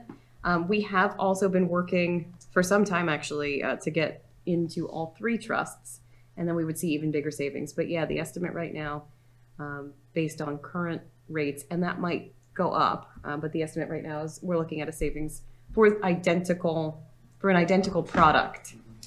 So we are not sacrificing any benefits. So it's an identical product at $20-some thousand savings. I just wanted that put out there so that people just don't think we're just moving things around just for the sake of moving things around, that we're moving things around because it's a good thing for the township to save money. So, yeah. And administratively as well, there are other benefits, particularly consolidating vendors and Less people to talk processes. to. Yeah. Yep. Okay, so we have a motion, a second. All in favor? Aye. All right, I should have done both of these together. I blew it. But we're going to have to make another motion to amend the agenda to add an item under resolutions and ordinances, which would be to consider adoption of resolution 2023-16 to approve an application to the Commonwealth Financial Authority for the statewide local share assessment grant. I'll make that motion. Second.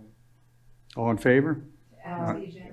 Yes. All right. Now I'll make a motion to consider adoption of Resolution 2023-16 to approve an application to the Commonwealth Financial Authority for statewide local share assessment grant.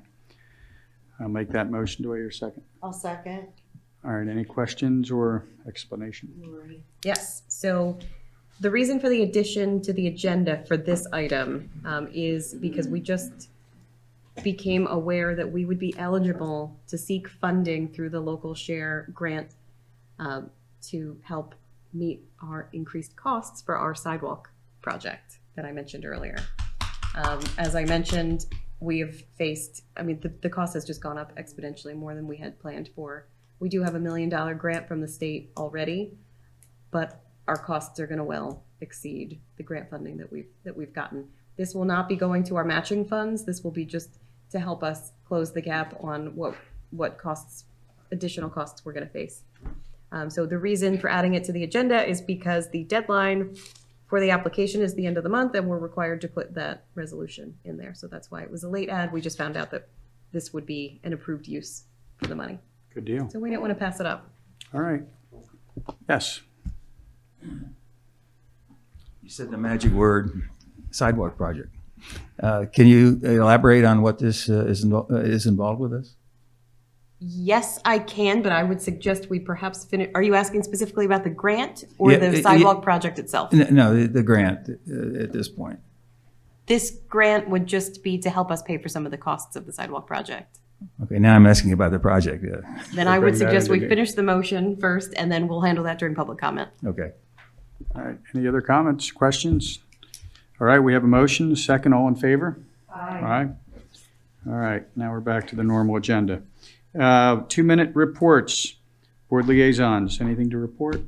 Danielle? We had a Phoenixville Regional Planning Commission meeting, but, oh, sorry.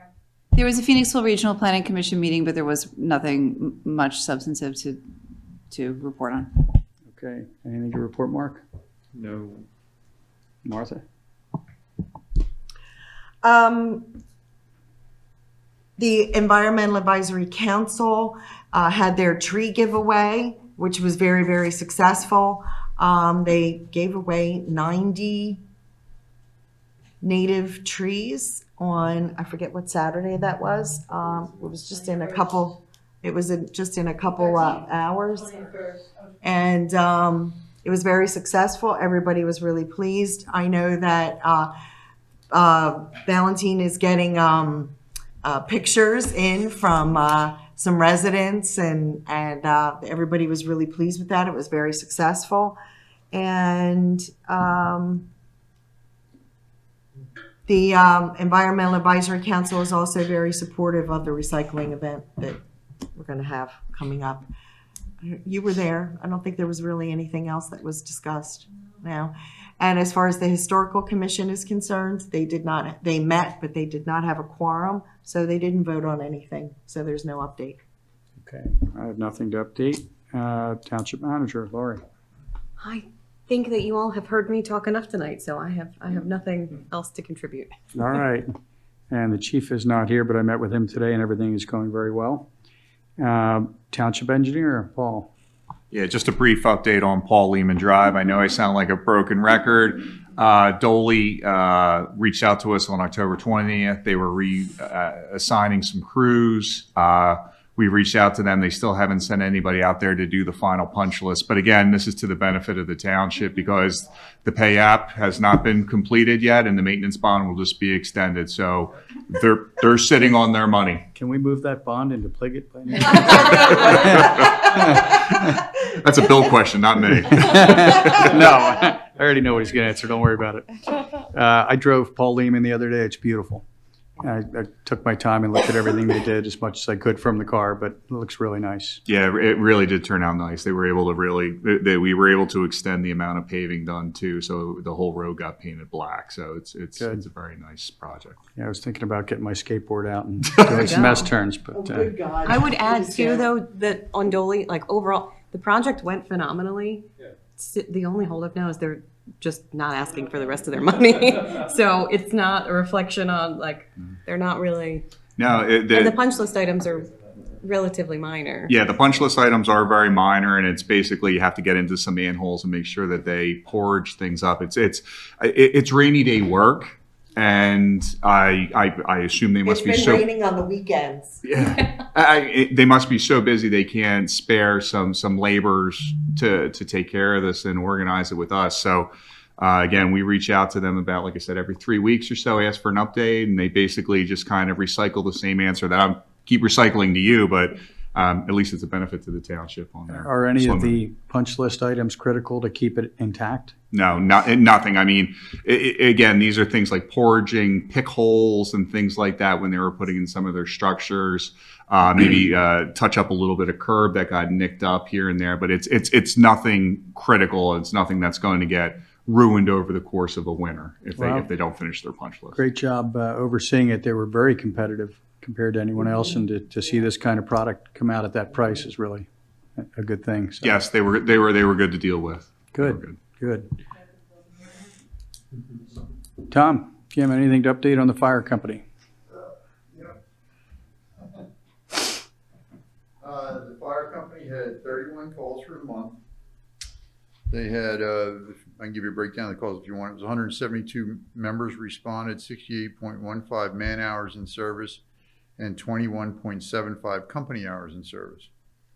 The breakdown, if you wanted, is 17 fire alarms, 2 auto accidents, 4 EMS assist, 2 building fires, 1 appliance fire, 1 vehicle fire, 1 outside smoke investigation, 1 CO detector activation, and 2 public service calls. We had a special for some reason on cats and trees. I don't know what that was about, but Cats and trees? people still call us when their cat's stuck in a tree. 2 days in a row. Actually, one was in a tree, one was in a crawl space, but I don't think either of them succumbed to their. Oh, Tom, we know Neither of them that caught you're a fire. cat lover, so. Did you get him out of the tree? No, No? that's Show up something. and you're. The old time answer to that is, unfortunately, have you ever seen a cat skeleton in a tree? Yeah. As soon They as you got leave up, them they can alone, get down. They come down. Yeah. So, the EMS, West End ambulance had 214 calls for the month. Of note, community service or community outreach events, we had 11 events for the month with 334 man hours involved and 77 members responding. So that's shows our dedication there. The soup sales scheduled for 11/18, November 18th. Please look at the website to place your orders for that. And thank you to everyone that supported the pancake breakfast. I believe the report was that 175 meals were sold. Great. That's great. Good job. All right, thanks. Thanks. All right, additional business, discussion of agenda items for upcoming workshop meetings. So we have no workshops for the remainder of the year. We don't hold workshops in November or December. Our January workshop will be focused on projects for 2024, and one of them specifically that we will discuss will be the sidewalk project, amongst other things. Great. So I guess if we want to add something to that workshop agenda, we want to talk to you, or is it something that we should all talk about ahead of time, or how do you want to handle that?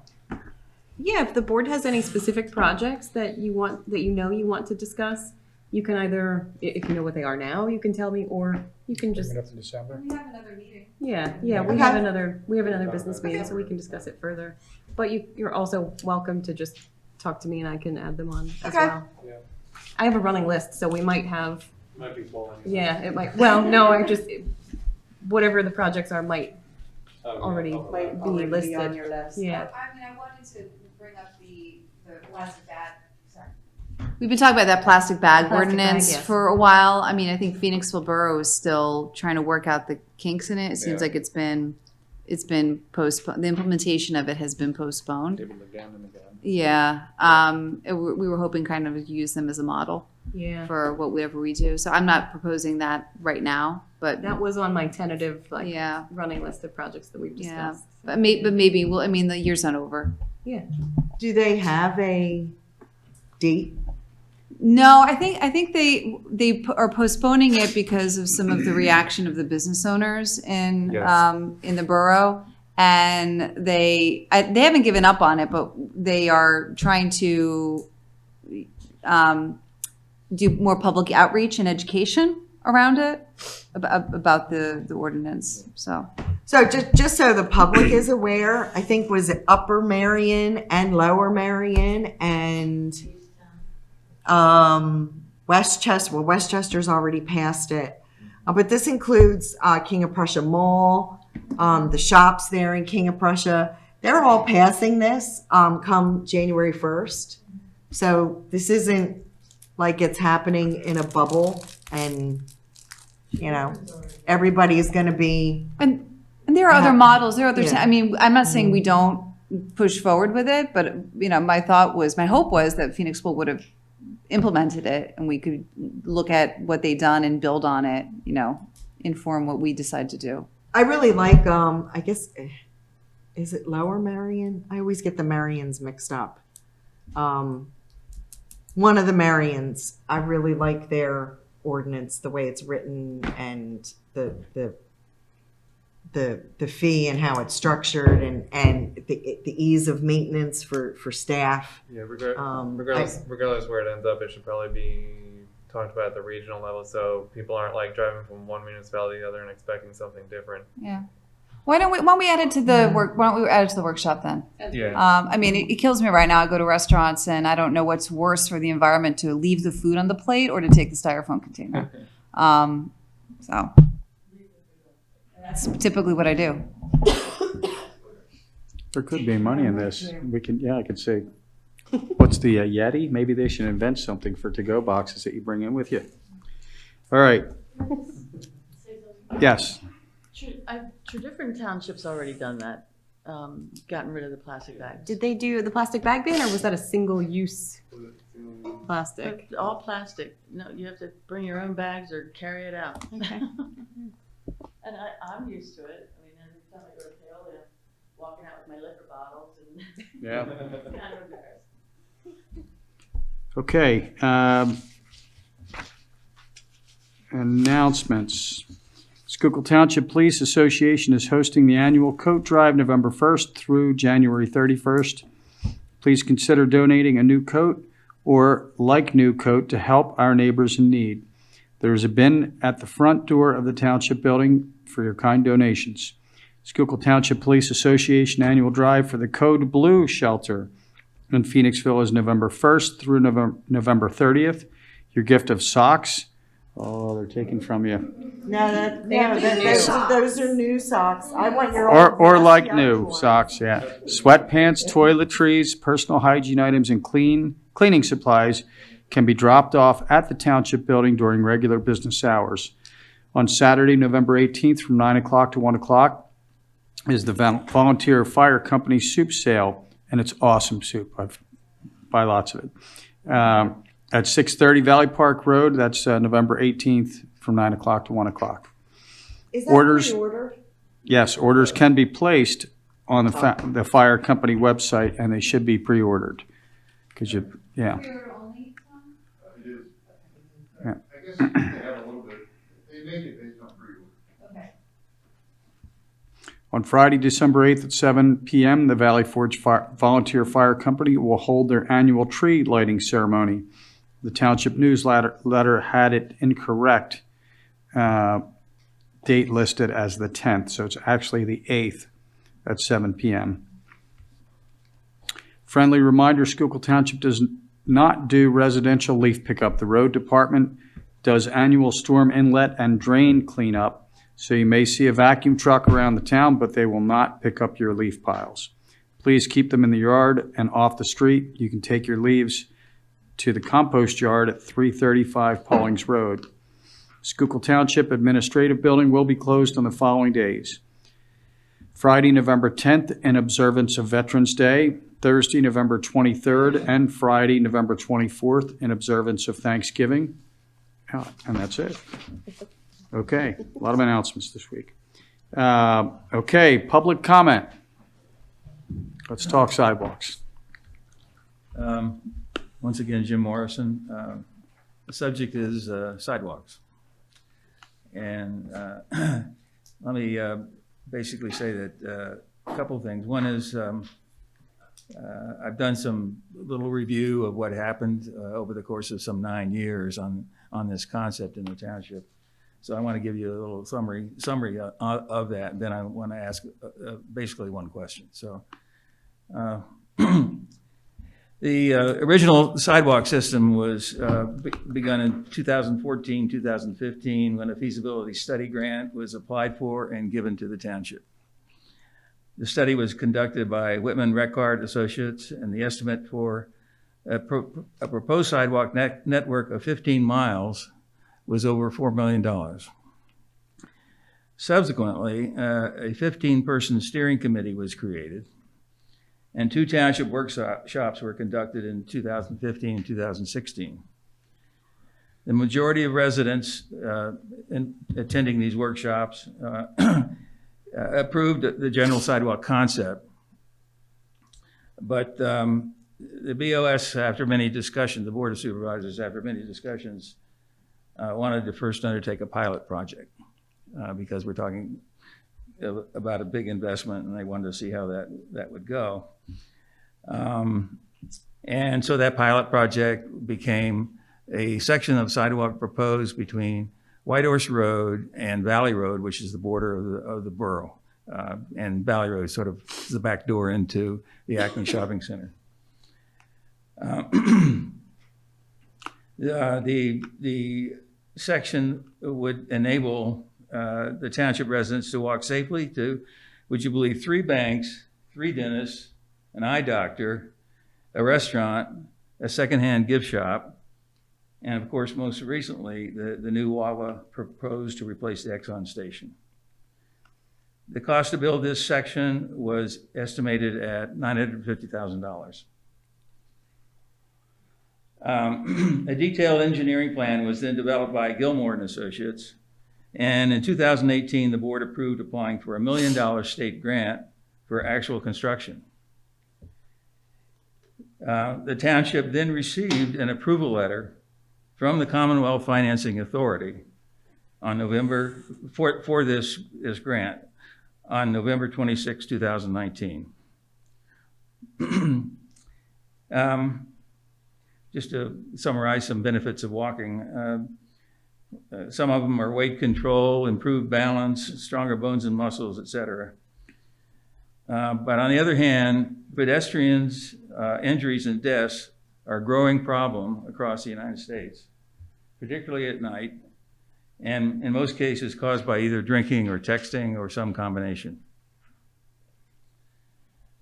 Getting back into the township, unfortunately, almost daily, I have seen people walking on Route 23 to try to get to the Acme Shopping Center principally, but sometimes they're coming back from there. And they have to, in order to get there from Whitehorse Road area, they have no option but to walk in the road because of the hills and the steep embankments that come right down to the cartway, basically. So before I get into my question, I want to just pass this out. This is, you can sort of scan this. This is the Whitman record. This is the Whitman record proposal extract. Okay, it's not the complete. I mean, rather not proposal, but estimate to do a cost estimate. But it gives you a flavor for what they were doing in terms of the analysis and the actual routes of the proposed sidewalk sections. So the question: $1 million. Is that still viable, or what's the status there? $1 million won't cover it all. It's Basically, it's still we're- viable, Let but, somebody, yeah. one person answer this. Yeah, go ahead. Or you can. Can you what do you mean by is it still viable? Is the $1 million going to cover the cost of the project? No. We Still received accessible. approval, and I got a copy of the letter. Yeah. Uh, I did. I covered this in the budget discussion. Yes. So I guess this is a bit naive, but why is there a time limit on this? We've got an extension. Oh, okay, all Yeah. right. Well, that's good news. Yeah. That's good news. Oh yeah, we're still moving on it. It's just Okay. been, All right. slow, Well, but COVID delayed it a lot. COVID, a lot of things happened, and obviously there were delays that resulted in a lot of extensions on this grant, but it is still there. Yeah. Okay. Just as a one more follow-on comment, I'm perfectly. I would like to help in this regard. Okay, it's a project that I basically started years ago, and I like to see something come to conclusion here. And so it looks like with the funds available, we're in fairly good shape, except for maybe a handful of residents that are on the pathway that are basically, as I understand it, not liking the project and won't grant permission for construction. So I'd be perfectly willing to try to persuade these folks to see the light. And so that's my pitch for the night. Well, thanks, Jim. So, you know, Appreciate it. Jim, we just said that we were going to be talking about projects that we would be working on in Yeah. 2024 Yeah. at our January workshop meeting. Okay.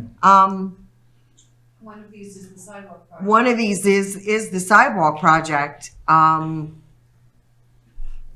Pay attention to what's happening with the township and Don't worry. Okay. I think Okay. I've hit it at the right time. Well, you Okay. were one of the drivers that got this started, so it hasn't been forgotten. It's just been a long road Yeah. to create the sidewalks. Well, okay, but I think the real necessity for it is really the approval of the Wawa, building.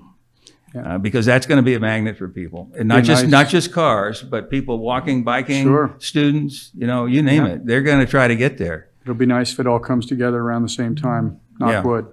Yeah, absolutely. So, Okay, thank you. well, thank you. And great job getting it started and having the foresight 8 years ago to work on this. So, Good Yeah. evening, John Mraz. Not going to keep you here late because we're already late. I just want to commend the board and the administration for overseeing the budget and the actual expenses that you oversee for this township. And working with the fire department. I know as a CPA, it's much more difficult working with two different departments with budgets and actual, and I just want to commend you. Thank you. thanks. Appreciate that, John.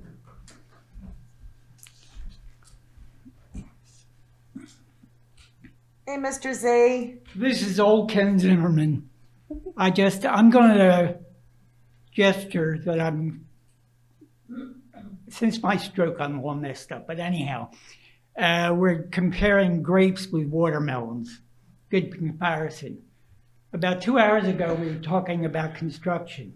It could possibly cost $500 a square foot. Then half an hour ago, we were talking about $18,000 difference in a fire company. I mean, think about that. I lived for years with a volunteer fireman. And at that time, they had beepers that were piercing. They were horrible. And his bedroom was next to ours. And he would have this beeper go off, and it would wake up a dead person. And he would jump up, and I'd say, Joel, you're not going out. It's pouring rain. And he would say to me, Dad, if I don't go out, who's going to go out? And he'd come back home, and the old man had to know what's going on. So I said, what was it? He said, some jerk left a pot on out at the, what it was called, Christian College now. And so 3 o'clock in the morning, this kid jumps into his Crocs, runs outside and gets his car and goes there. Now you heard the numbers that Tom gave tonight. They're volunteer hours. Don't worry about $18,000. That's pocket change, really, for the service that these people are giving you. You couldn't begin to buy the service these people are giving you if you had to pay a fire tax, which is going to come down the road. It's going to be a pay company in a few years, I can see it. But they're trying to hold off. And I should be the last one to talk because I'm not a volunteer fire company. This coming Sunday, we're invited to an old-timers fire company. And 72 years ago, I was a fireman. That's old-timers. But thank you, it's just a comment. Consider it, 18,000, and he made 200 calls.